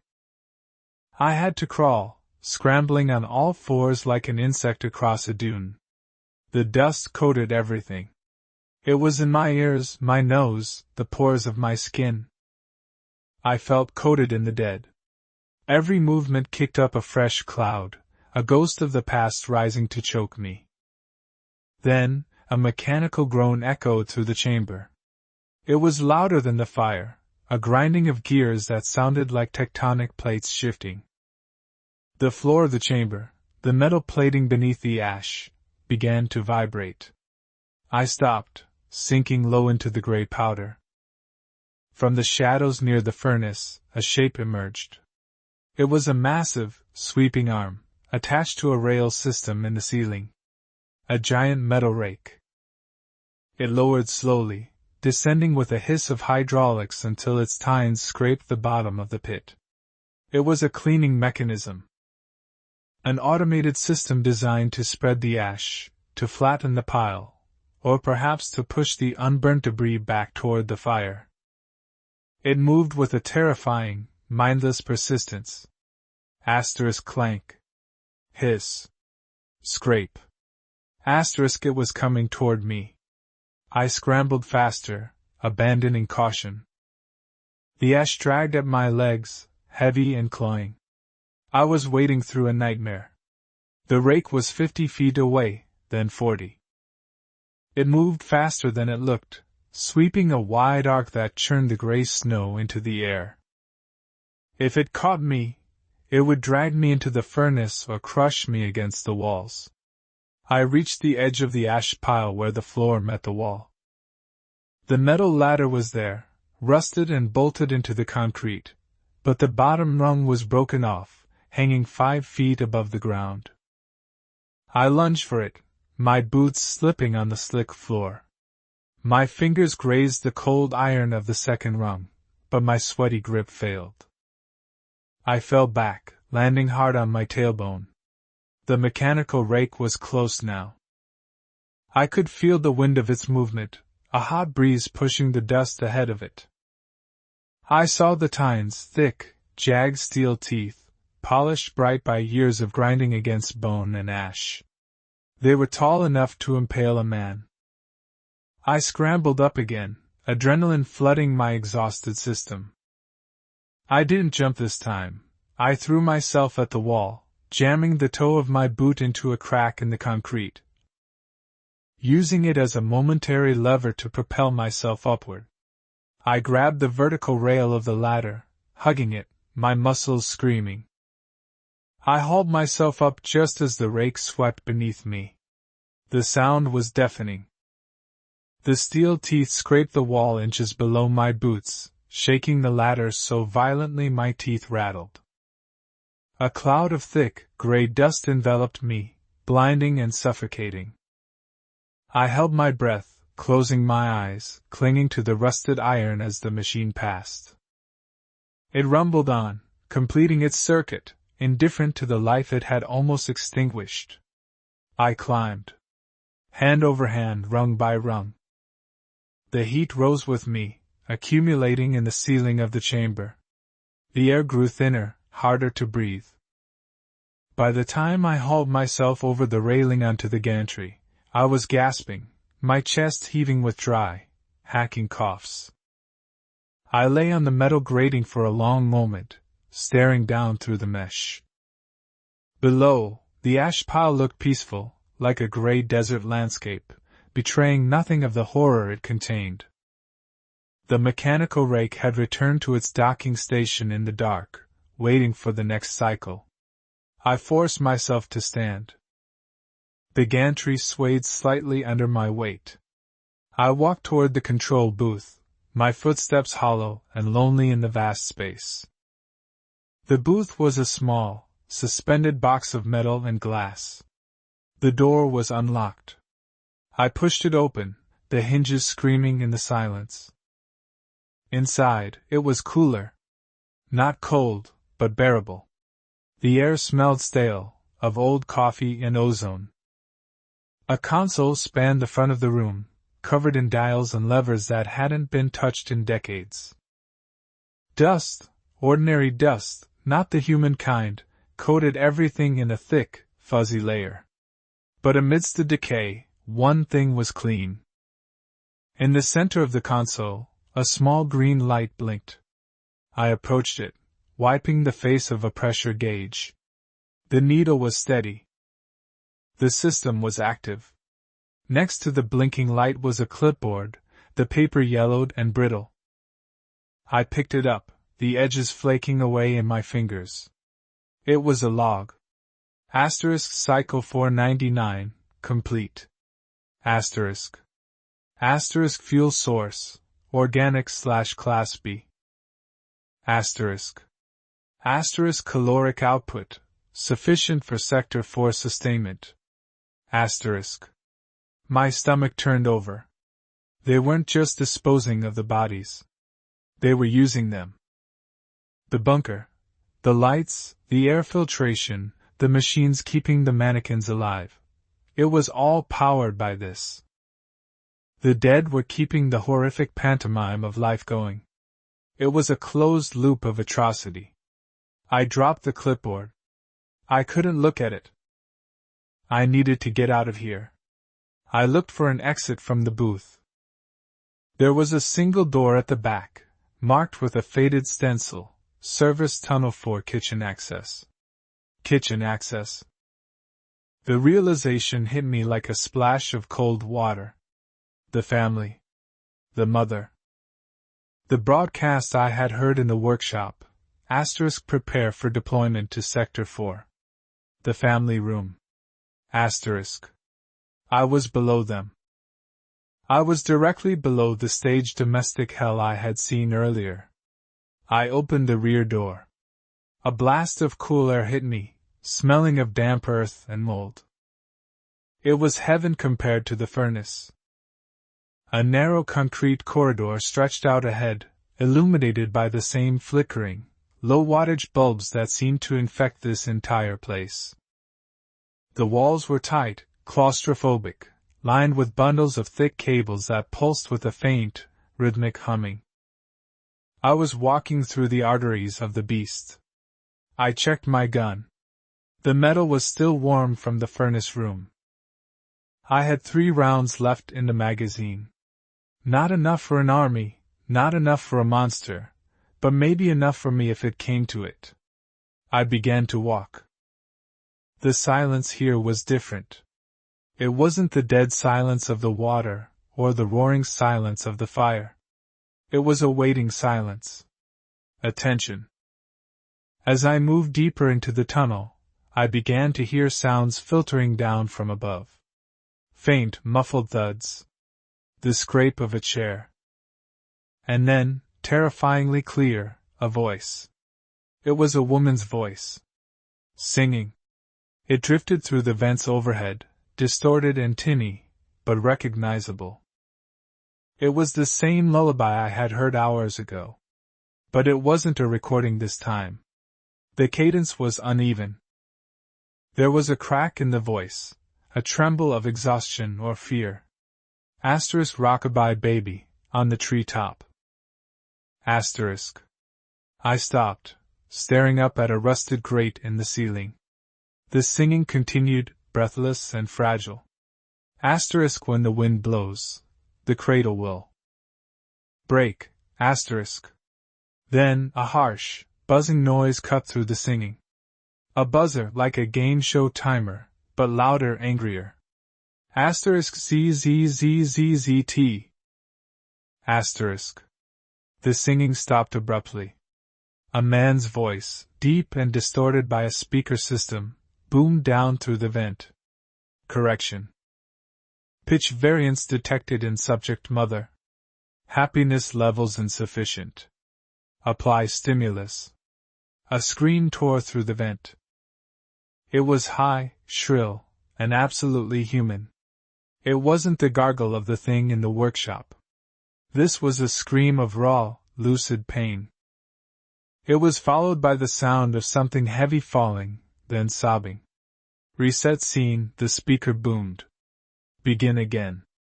With feeling. My hands shook. Rage, hot and sudden, flooded my chest, pushing back the fear. They were torturing her. Whoever was running this, the keepers, the computer, the nurse spoke of, they were torturing her for a performance no one was watching. The tunnel ended ahead at a spiraling metal staircase going up. I knew where it went. It went to the kitchen. It went to the stage. I gripped the gun tighter. I wasn't running anymore. The nurse had told me to run, to leave before he arrived. But I couldn't leave that woman up there. Not after seeing the workshop. Not after seeing the ash. I climbed the stairs, the metal ringing softly under my boots. I was rising out of the underworld, but I wasn't going back to the surface. I was stepping onto the stage. The spiral staircase was a ribcage of rusted iron, suspended in a vertical shaft of oppressive darkness. Every step I took sent a dull vibration traveling up the spine of the structure. A metallic shudder that seemed to whisper my presence to the unseen things waiting in the shadows.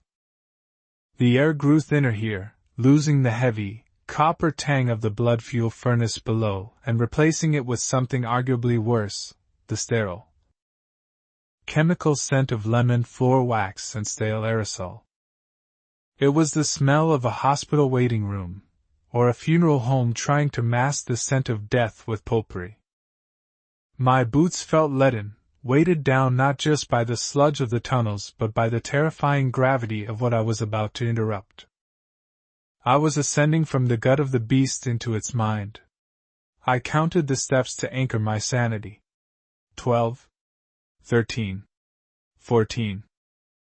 The railing under my hand was cold and slick with condensation. Above me, the light shifted. The flickering, weak amber of the service tunnels gave way to a steady, piercing white glow that bled through the cracks of the trapdoor at the summit. The sounds of the performance drifted down with increasing clarity, no longer distorted by the distance of the ventilation shafts. I heard the scrape of cutlery on china, the squeak of a chair leg, and the weeping. It was a soft, rhythmic sobbing, the sound of a spirit that had been broken, mended poorly, and broken again. I reached the top platform. The trapdoor was a heavy slab of steel, disguised on the other side, I assumed, to blend into the flooring of the stage. There was a small, grimy viewport, hardly larger than a coin, drilled through the metal. I pressed my eye to it, my breath hitching in my throat. What I saw made my skin crawl with a primal, rejectionist horror. It was the kitchen. But it wasn't a room, it was a set. The colors were violently saturated, an assault on eyes accustomed to the gray gloom of the bunker. The linoleum floor was a checkerboard of black and white, polished to a mirror sheen. The cabinets were a cheerful, painted pastel blue. There was a table set for three, with a red and white checkered tablecloth that looked stiff, as if it had been starched into concrete rigor. It looked like a photograph from a 1950s magazine, but something was wrong with the geometry. The angles were too sharp.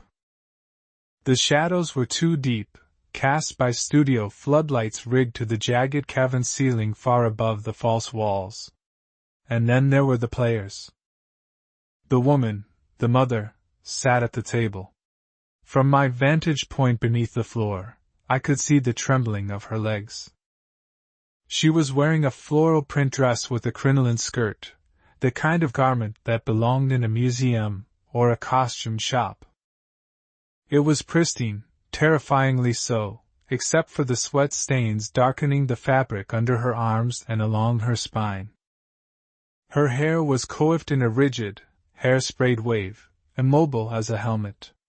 But her face was a ruin. Her makeup was applied with surgical precision, bright red lipstick and rouged cheeks, but her eyes were hollow pits of exhaustion. Tears had cut tracks through the powder, leaving streaks of raw, pale skin visible beneath the mask. Opposite her sat the father. I had expected a man. I had expected a captor.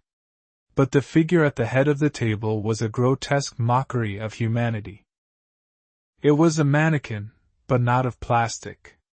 It was a chassis of matte gray metal and hydraulic pistons, draped in a woolen cardigan and slacks. Where a face should have been, there was a smooth, blank oval of silicone, featureless save for a speaker grill where the mouth would be. It sat with perfect statue stillness, its gloved hands resting on the tablecloth, holding a knife and fork. It was an effigy of domestic authority, a blank slate upon which the nightmare was projected. Subject mother, the booming voice of the director erupted from the walls, vibrating the steel plate against my chest. The pot roast is dry. Express disappointment. Then forgiveness. Action. I watched, paralyzed, as the woman jerked into motion. It wasn't natural movement. It was the movement of a puppet on tangled strings. She lifted a forkful of nothing. The plate was empty save for a pile of gray, unrecognizable mash, to her mouth. She mimed chewing. "Oh dear," she said. Her voice was brittle, cracking on every syllable. She sounded like she hadn't barely used her vocal cords for anything but screaming in years. It seems I've left it in the oven too long, darling. I'm so sorry." She looked at the blank, faceless metal head of the father. She was waiting for a reaction.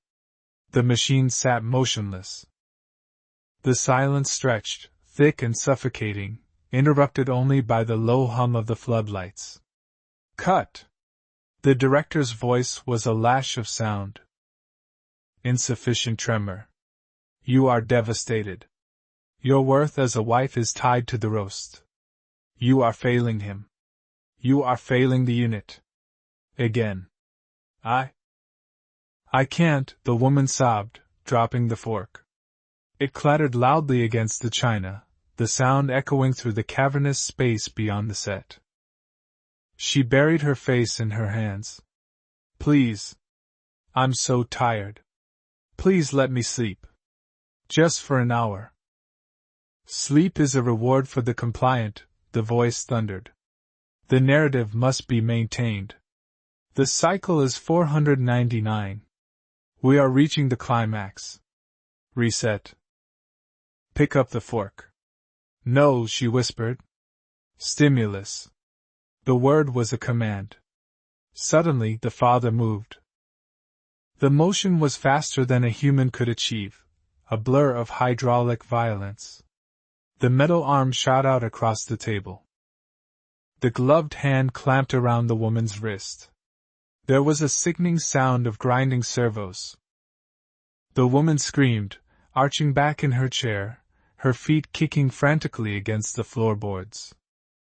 The mannequin didn't speak, it just applied pressure, twisting her arm with mathematical cruelty. "Pick up the fork," the director intoned, the voice devoid of anger, simply stating a requirement of the code. I couldn't watch anymore. The rage that had been building in the tunnel flared white-hot, burning away the hesitation. I checked the safety on the pistol. Off. I pushed upward on the heavy steel plate. It groaned, the hinges rusted stiff despite the oil of the machine whirled. The noise in the kitchen stopped instantly. The woman froze, her arms still held in the vice grip of the machine. The father's blank face did not turn, but the servos in its neck whined, adjusting its auditory sensors. I shoved harder, putting my shoulder into the cold steel. With a screech of tearing metal, the trapdoor flew open, crashing back against the linoleum. I scrambled up from the hole, the service tunnel air clinging to me like a shroud, and rolled onto the checkered floor of the stage. I came up on one knee, the gun raised, leveling the sight at the metal monstrosity at the head of the table. "Let her go," I rasped. My voice sounded foreign in this acoustic space, too gritty, too real for the sterile set. The woman stared at me. Her eyes went wide, not with hope, but with a terrifying confusion.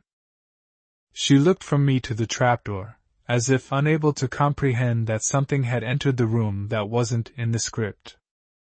She didn't know how to react to an unscripted variable. The mannequin slowly released her wrist. It retracted its arm, folding its hands back onto the table with precise, mechanical grace. Then, the speaker grill on its face crackled. But it wasn't the director's voice that came out.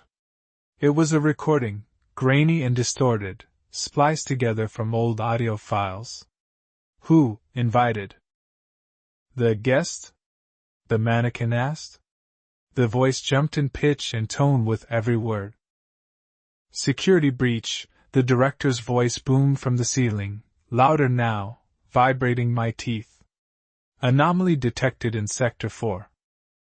The script is contaminated. Isolate. Purge."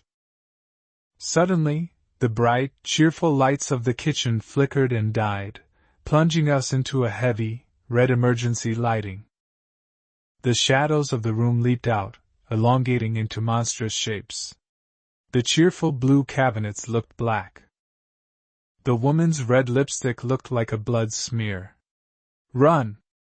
I yelled at her, moving toward the table. "Get away from it!" She didn't move. She was shaking so hard the chair rattled against the floor. "I can't," she whispered, her eyes fixed on the darkness beyond the set walls. The audience is waking up." I followed her gaze. Beyond the pool of light illuminating the kitchen set, the vast, cavernous dark of the bunker stretched out. I had assumed it was empty. I had assumed the performance was for the cameras alone. But as my eyes adjusted to the crimson gloom, I saw them. Rows of them. Sitting in the darkness, arranged in tiered seating that stretched back into the shadows, were hundreds of figures. They were silent. They were motionless. They were the mannequins the clipboard had mentioned. The sustained ones. Tubes ran from the ceiling into the backs of their necks. Their heads were lolled forward, their plastic and metal bodies draped in decaying formal wear. They were the audience. The dead, powered by the dead, watching the living suffer. And as the red light pulsed, I saw their heads begin to lift. One by one. A ripple of movement through the silent crowd. The hydraulic whine of hundreds of necks straightening in unison filled the air like the buzzing of a hive. "Purge the anomaly," the director commanded. The father stood up. It didn't stand like a man. It unfolded, its metal joints locking into place, towering over the table. It picked up the steak knife. The blade glinted red in the emergency light. I fired. The shot was deafening in the enclosed space. The bullet struck the mannequin in the chest, sparking against the metal chassis beneath the wool cardigan. It staggered back a step, but it didn't fall. It didn't feel pain. It just recalculated. The blank face turned toward me, the smooth surface reflecting the terror in my own eyes. Unscripted violence, the mannequin's voice box stuttered. "How rude." I grabbed the woman's arm, pulling her out of the chair. She was light, terribly light, like a bird made of hollow bones. "We're leaving," I shouted over the rising mechanical hum of the audience. "Now!" We scrambled back, knocking over the chair. The father was moving around the table, its movements jerky but fast, the knife held high in a stabbing posture. Behind it, in the dark, the audience began to stand. The sound of hundreds of metal bodies rising from their seats was like the sound of a landslide. I dragged her toward the only other exit I could see, a door painted to look like a window, leading to a fake backyard that was likely just another corridor. "They don't let you leave," the woman babbled, her feet stumbling over the checkered tiles. "The scene never ends. It just starts over. It just starts over." "This scene is over," I snarled, turning to fire my second-to-last round. I aimed for the hydraulic piston at the father's knee. The gun bucked. The knee joint exploded in a spray of black oil and sparks. The machine collapsed to one side, crashing into the table and sending the fake china shattering across the floor. It began to crawl toward us, dragging its ruined leg, the knife still clutched in its hand. "Honey!" It garbled, the audio loop malfunctioning. "Honey! I'm home." I kicked the fake window door open. It was plywood, flimsy and hollow. We burst through into the corridor beyond. It wasn't a backyard. It was a narrow catwalk suspended over a deep, black chasm. Cables hung from the ceiling like jungle vines. "Keep moving!" I pushed her ahead of me onto the grate. Behind us, the kitchen was in chaos.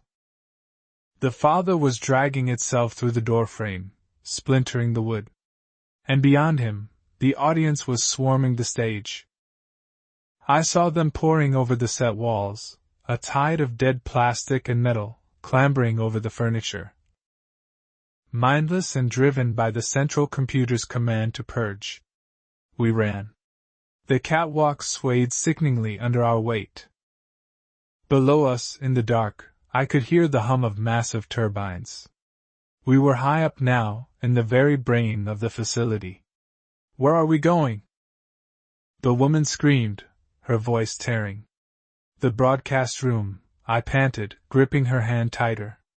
The source of the voice. "We have to kill the director."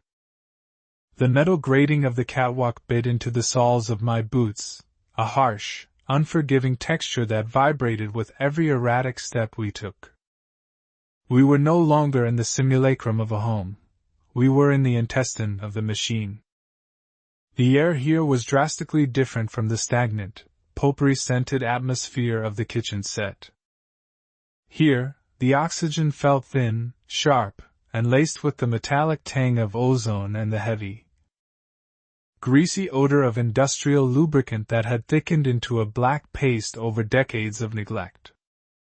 Suspended over the abyss, the walkway swayed sickeningly, a pendulum of rusted steel groaning under the sudden intrusion of living weight. Below us, the darkness was not merely an absence of light, it was a physical weight. A crushing depth from which the low-frequency thrum of massive turbines radiated, vibrating in the marrow of my bones. It felt like the heartbeat of a sleeping titan, slow, rhythmic, and terrifyingly powerful. I gripped the woman's hand so tightly I feared I might crush the delicate bones of her fingers. Splintering under the stress of a reality that refused to adhere to the script she had been tortured into memorizing. She kept turning her head back, her eyes wide and glassy, reflecting the strobe light flashes of sparks raining down from the shattered kitchen set behind us. Her breathing was a ragged, wet sound, a desperate gasping that tore at her throat, sinking with the frantic hammering of my own heart. To her, this wasn't an escape, it was a scene transition gone wrong. A terrifying improvisation where the cues had been lost, and the director had gone silent. "Focus on my back," I rasped, my voice sounding small and swallowed by the immense acoustic void of the cavern. Just look at my jacket. Don't look down. Don't look back. But I looked back. I had to. Through the splintered plywood of the fake window, the red emergency light of the kitchen spilled out like an infected wound, illuminating the nightmare that followed us. The audience had breached the stage. They were not moving with the chaotic scramble of a human mob. Their pursuit was horrifyingly synchronized. I saw the silhouette of the first mannequin hit the catwalk. It didn't run. It moved with a lurching, hydraulic stride, its metal feet clanking against the grate with the heavy, dead sound of a hammer striking an anvil. Then came another. And another. A phalanx of plastic and steel, draped in moth-eaten suits and evening gowns, their heads lolling on loose springs. Their painted smiles fixed in eternal, vacuous pleasantry. They were swarming onto the narrow bridge, a tide of artificial hate driven by a single, overriding command. The noise of their movement was a cacophony of clicking servos, grinding gears, and the dry rustle of synthetic fabrics rubbing together. It sounded like a million insects feasting on a carcass. We scrambled forward, the path ahead illuminated only by the faint, sickly phosphorescence of old control panels lining the chasm walls. Enormous cables, thick as tree trunks and wrapped in black insulation, hung from the ceiling above us, draped like dead serpents. Some of them had burst, spilling clusters of multicolored wires that sparked and hissed, dripping molten copper into the void below. Every few seconds, a spark would flare, casting long, dancing shadows that looked like grasping hands reaching for us from the periphery of my vision. The scale of the facility was mind-breaking. We were seemingly miles underground, in a silo that could have housed an intercontinental missile. Yet it was filled with the architecture of a twisted theater. The woman stumbled, her foot catching on a raised bolt. She went down hard, her knees slamming against the abrasive metal grate. A cry of pain, sharp and human, cut through the mechanical drone. I skidded to a halt, the momentum nearly sending me over the low railing, and dropped to her side. Up close, in the flickering gloom, I saw the true toll the bunker had taken on her. Her skin was translucent, pale as parchment, veins tracing blue maps across her temples. There were electrode burns on her neck, small, circular scars where the machine had fed lines to her, keeping her docile, keeping her in character. She wasn't just an actor, she was a component. "I don't know my lines," she whispered, staring at the grating, her tears cutting tracks through the grime on her cheeks. She was rocking back and forth, clutching her elbows. The scene changed. "I don't know my lines. The father will be angry. The director will cut the feed.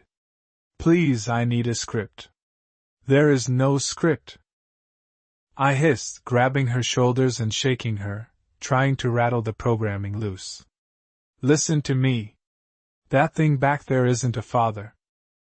It's a toaster with a knife. You are real. This pain in your knees? That's real. We are leaving the set." She looked up at me, and for a second, the fog in her eyes cleared, replaced by a raw, primal terror that was infinitely better than the glazed submission. She nodded once, a jerky, fragile motion. I hauled her up, my muscles screaming in protest. The adrenaline was beginning to sour into exhaustion, the crash waiting in the wings. But the sound of the approaching horde denied me the luxury of fatigue. The clanking was louder now. Closer. I risked a glance over my shoulder. The lead mannequin, a figure in a tuxedo with half its face melted away by some past electrical failure, was less than 30 yards behind us. Its movement was unnatural, a series of rapid, staccato twitches that propelled it forward with terrifying speed. It didn't breathe. It didn't tire. It just advanced. We reached a junction in the catwalk. To the left, a ladder descended into total darkness. Straight ahead, the walkway narrowed, leading toward a massive, looming structure suspended in the center of the silo like a spider in a web. It was a suspended control module, a hexagonal fortress of black metal and reinforced glass, held in place by massive tension cables. A faint blue light pulsed from within it, cold and sterile, a stark contrast to the angry red of the simulation set. There, I pointed, gasping for air. The central hub. That's where the signal comes from. The bridge to the central module was treacherous. Sections of the grating had rusted away, leaving gaping holes that looked straight down into the fan blades turning hundreds of feet below. We moved slower now, forced to navigate the decay. Every step was a calculation. I led, testing the metal with my weight, feeling the structure groan and shift. The woman followed, her hand gripping the back of my jacket so hard I could feel her knuckles digging into my spine. We were tightrope walkers with no net, performing for an audience that wanted to tear us apart. Behind us, the swarm reached the junction. I saw the lead mannequin pause. It didn't look down at the ladder. It turned its plastic head toward us, the mechanism in its neck grinding audibly. It raised a stiff arm, pointing a finger made of articulated metal at the central module. It let out a sound, a distorted screech of static that sounded like a radio trapped between stations. A noise that scraped against the inside of my skull. The others mimicked the gesture, 100 arms raising in unison. They began to crowd onto the narrow bridge. Faster, I urged, panic rising in my throat like bile. Don't look at the holes. Just step where I step. We were halfway across when the bridge buckled. A support cable snapped somewhere above with the sound of a gunshot, whipping through the air and slicing into the darkness. The walkway dropped a foot, tilting violently to the right. The woman screamed, sliding toward the edge. I threw my arm out, catching the railing with my elbow, the impact jarring my bone, and grabbed her wrist with my other hand just as her feet slipped off the grating. For a heartbeat, she dangled over the abyss, her body swaying in the updraft of the turbines. Her eyes were locked onto mine, wide circles of absolute fear. I gritted my teeth, planting my boots against a rusted strut, and heaved. My shoulder burned, the strain tearing at my muscles, but inch by inch, I dragged her back up. She scrambled onto the tilted metal, gasping, clawing at the grate for purchase. Move! I roared, the fear transmuting into anger. Go! Go! We scrambled on all fours up the inclined grating, clawing our way toward the heavy blast door of the central module. The sound of the mannequins behind us was a chaotic thunder now. They were falling. Some of them, unable to process the tilt of the bridge or the gaps in the floor, were simply walking off the edge. I heard them plummeting, their metal bodies striking the sides of the chasm with hollow clangs that echoed endlessly, spinning down into the blades below. But there were too many of them. For every one that fell, 3 more pushed forward, climbing over the fallen, a relentless avalanche of artificial limbs and frozen smiles. We reached the platform of the central module. It was solid concrete, stable and unmoving. I grabbed the wheel of the blast door. It was cold, freezing cold, frosted with ice. I threw my weight against it, straining, my boots slipping on the slick floor. It wouldn't budge. It was sealed tight, an airlock meant to keep the dead air out and the pure air in. I spun around, my back to the steel door, and raised the gun. 1 bullet. One round of ammunition left in the chamber. The bridge was full of them now. A sea of them. The lead mannequin, the tuxedoed horror, was 10 feet away, dragging a leg that had been crushed in the collapse. It was reaching for us, its fingers twitching in anticipation.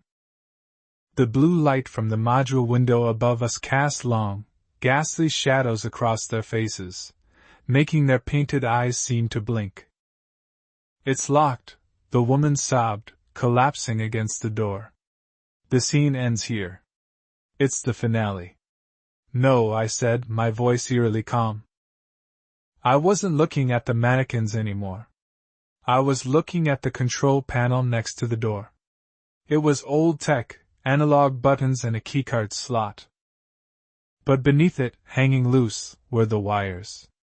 I didn't have a keycard. I didn't have a code. But I had a gun. I aimed not at the monsters, but at the locking mechanism's exposed circuitry. "Cover your eyes," I commanded. The mannequin lunged. I pulled the trigger. The shot blew the control panel apart.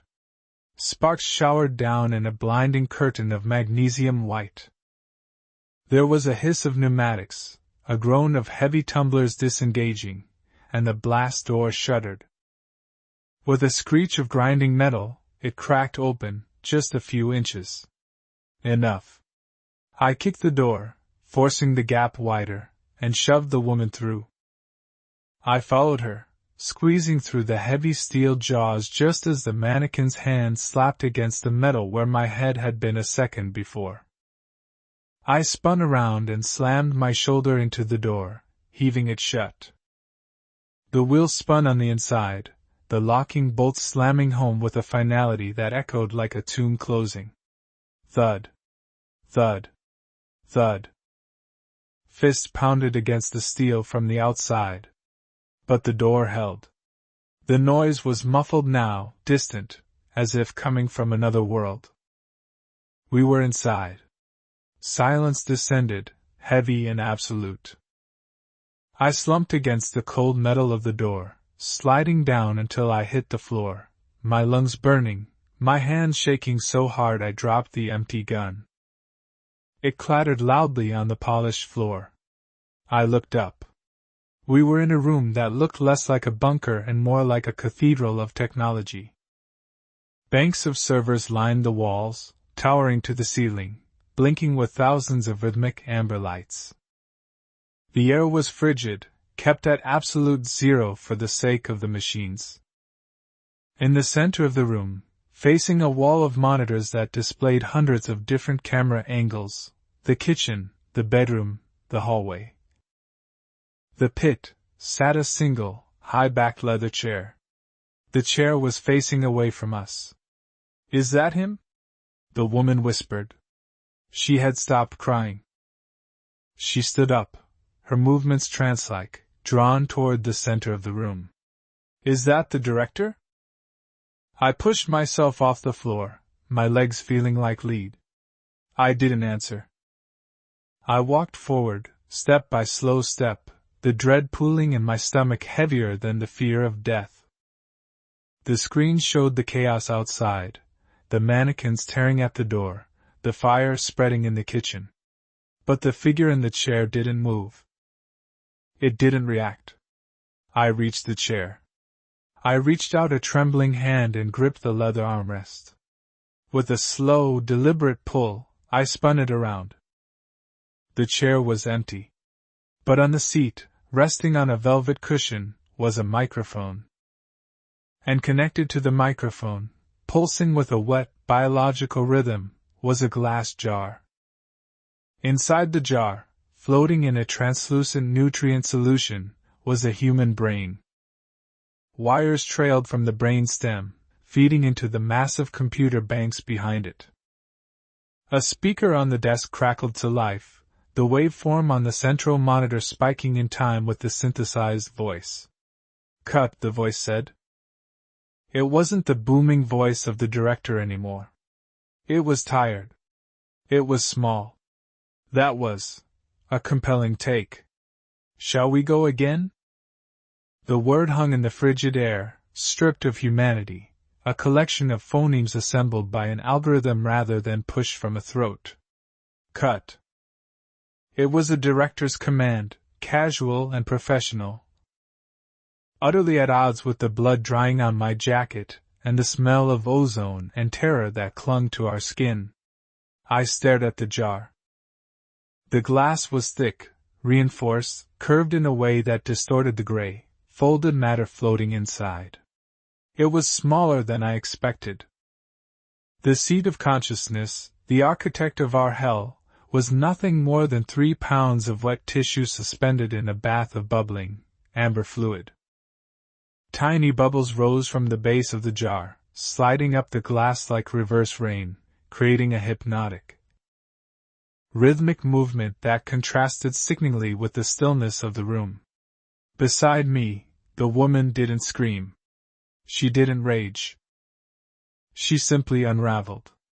It was a slow, physical disintegration. First, her knees gave way, not with a thud, but with a silent fold, as if the strings holding her upright had been severed. She sank to the polished black tiles, her eyes fixed on the pulsating organ. Her breath hitched, a jagged sound that scraped against the hum of the server banks. The silence of the room was oppressive, a physical weight pressing against our eardrums. Outside the heavy steel door, the pounding had stopped. The mannequins, the monsters, the scripted antagonists, they had deactivated. The scene was over. The silence was worse than the noise. It implied that the violence hadn't been a struggle for survival, but a performance that had run its course. I stepped closer to the desk. The leather of the chair was cracked with age, smelling of dust and neglect, a stark contrast to the gleaming, sterile modernity of the computer banks surrounding it. The monitor displayed a waveform that flattened into a straight green line, waiting for input. The speaker crackled again, a wet, static sound, before the voice synthesized once more. "Your heart rates are still elevated," the voice observed. It was devoid of empathy, purely analytical. "Cortisol levels are peaking." The immersion was adequate. Although, the improvisation with the door control? Risky. You nearly compromised the atmospheric seal for the server farm. We would have lost the archives. That would have been a budget overage. My hand hovered over the empty gun. I wanted to throw it. I wanted to smash the glass, to disconnect the wires, to tear the wet, gray thing from its sanctuary and stomp it into the floor. But my limbs felt heavy, laden with a sudden, crushing fatigue.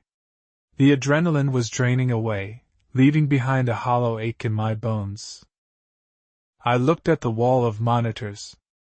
I saw the hallway we had just run through. The mannequins were standing upright now, no longer dragging their broken limbs. They were walking back to their stations, their movements stiff, mechanical, resetting for the next intake. I saw the kitchen, where the fire suppression system was dousing the flames with a sterile white foam. The set was resetting itself. "Who are you?" I rasped. My voice sounded foreign, destroyed by the smoke and the screaming. "I am the director," the voice replied, the green line spiking. "I am the audience. I am the critic. I was once biological, like you. A visionary, some said. Obsessed with the authentic human reaction. The raw data of fear. The purity of the survival instinct. Movies, plays, books. They were all simulations of emotion. I wanted the reality. I wanted to capture the exact moment the human spirit breaks, or triumphs. To archive it. To replay it. The brain bobbed in the fluid, rotating slightly as a jet of bubbles pushed against the frontal lobe. "And you?" I asked, gesturing to the jar with a trembling finger. "Is this triumph?" "This is efficiency," the machine replied. "The body is a cage. It requires sleep. It requires food. It decays. The mind needs only data. And you have provided excellent data. The panic in the bunker. The betrayal in the supply room. The sacrifice at the bridge. It was a masterclass. The narrative arc was almost perfect. Just a little rushed in the third act. On the floor, the woman began to laugh. It was a dry, brittle sound, like dead leaves skittering on pavement. A movie, she whispered, rocking back and forth, hugging her knees to her chest. It's just a movie. None of it was real. The pain, the hunger. Oh, the pain was real, my dear, the director interjected softly. Pain is the ink with which we write the story. Without the reality of the pain, the performance is hollow. You felt it.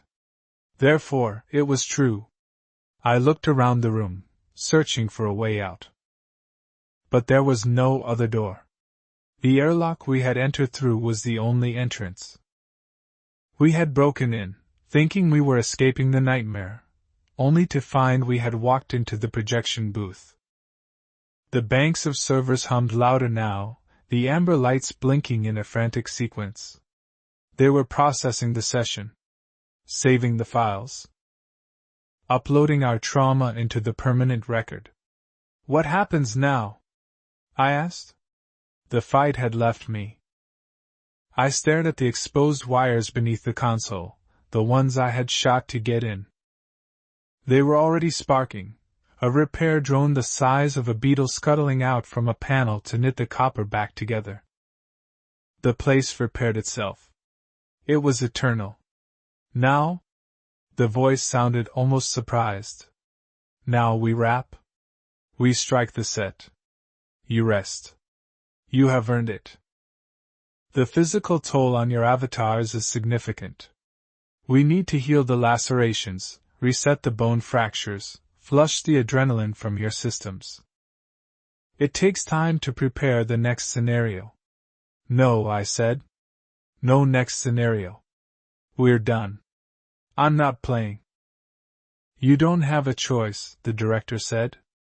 You are under contract. The contract of existence within this facility.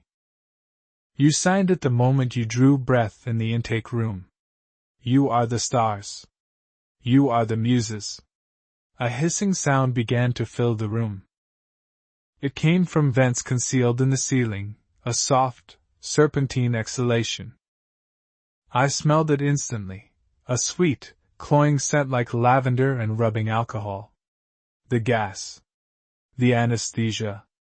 Don't breathe it. I shouted at the woman, grabbing her arm and trying to pull her up. But she was heavy, dead weight.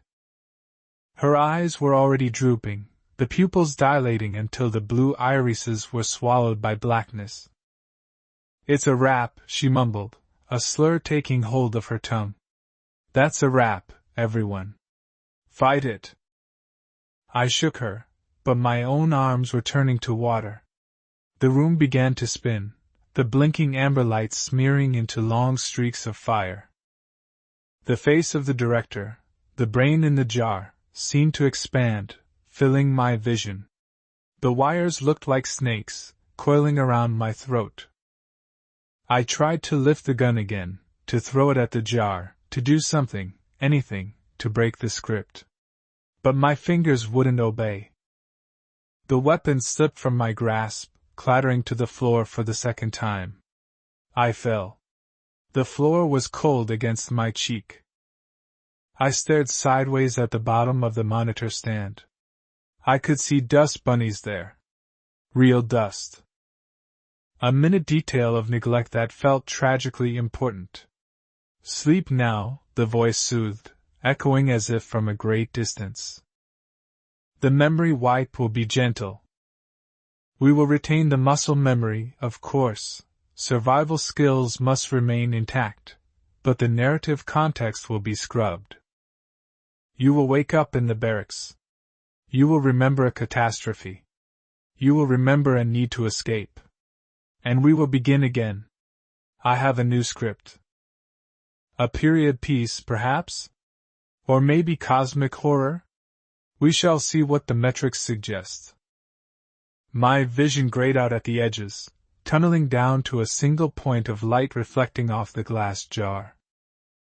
I tried to hold on to a thought, a single anchor of defiance. Asterisk, I know what you are. Asterisk, but the thought was slippery, dissolving like sugar in hot water. The lavender scent filled my lungs, heavy and suffocating. Excellent work today, the director whispered. Truly. The fear in your eyes. It was beautiful. The hum of the servers became a roar, then a drone, then nothing. The dark secret of the bunker wasn't death. It was that death was forbidden. We weren't allowed to die. We were only allowed to perform. And as the blackness swallowed me whole, the last thing I heard was the sound of the blast door unlatching, preparing to open for the cleaning crew. To drag us back to the start line. End of Season 1.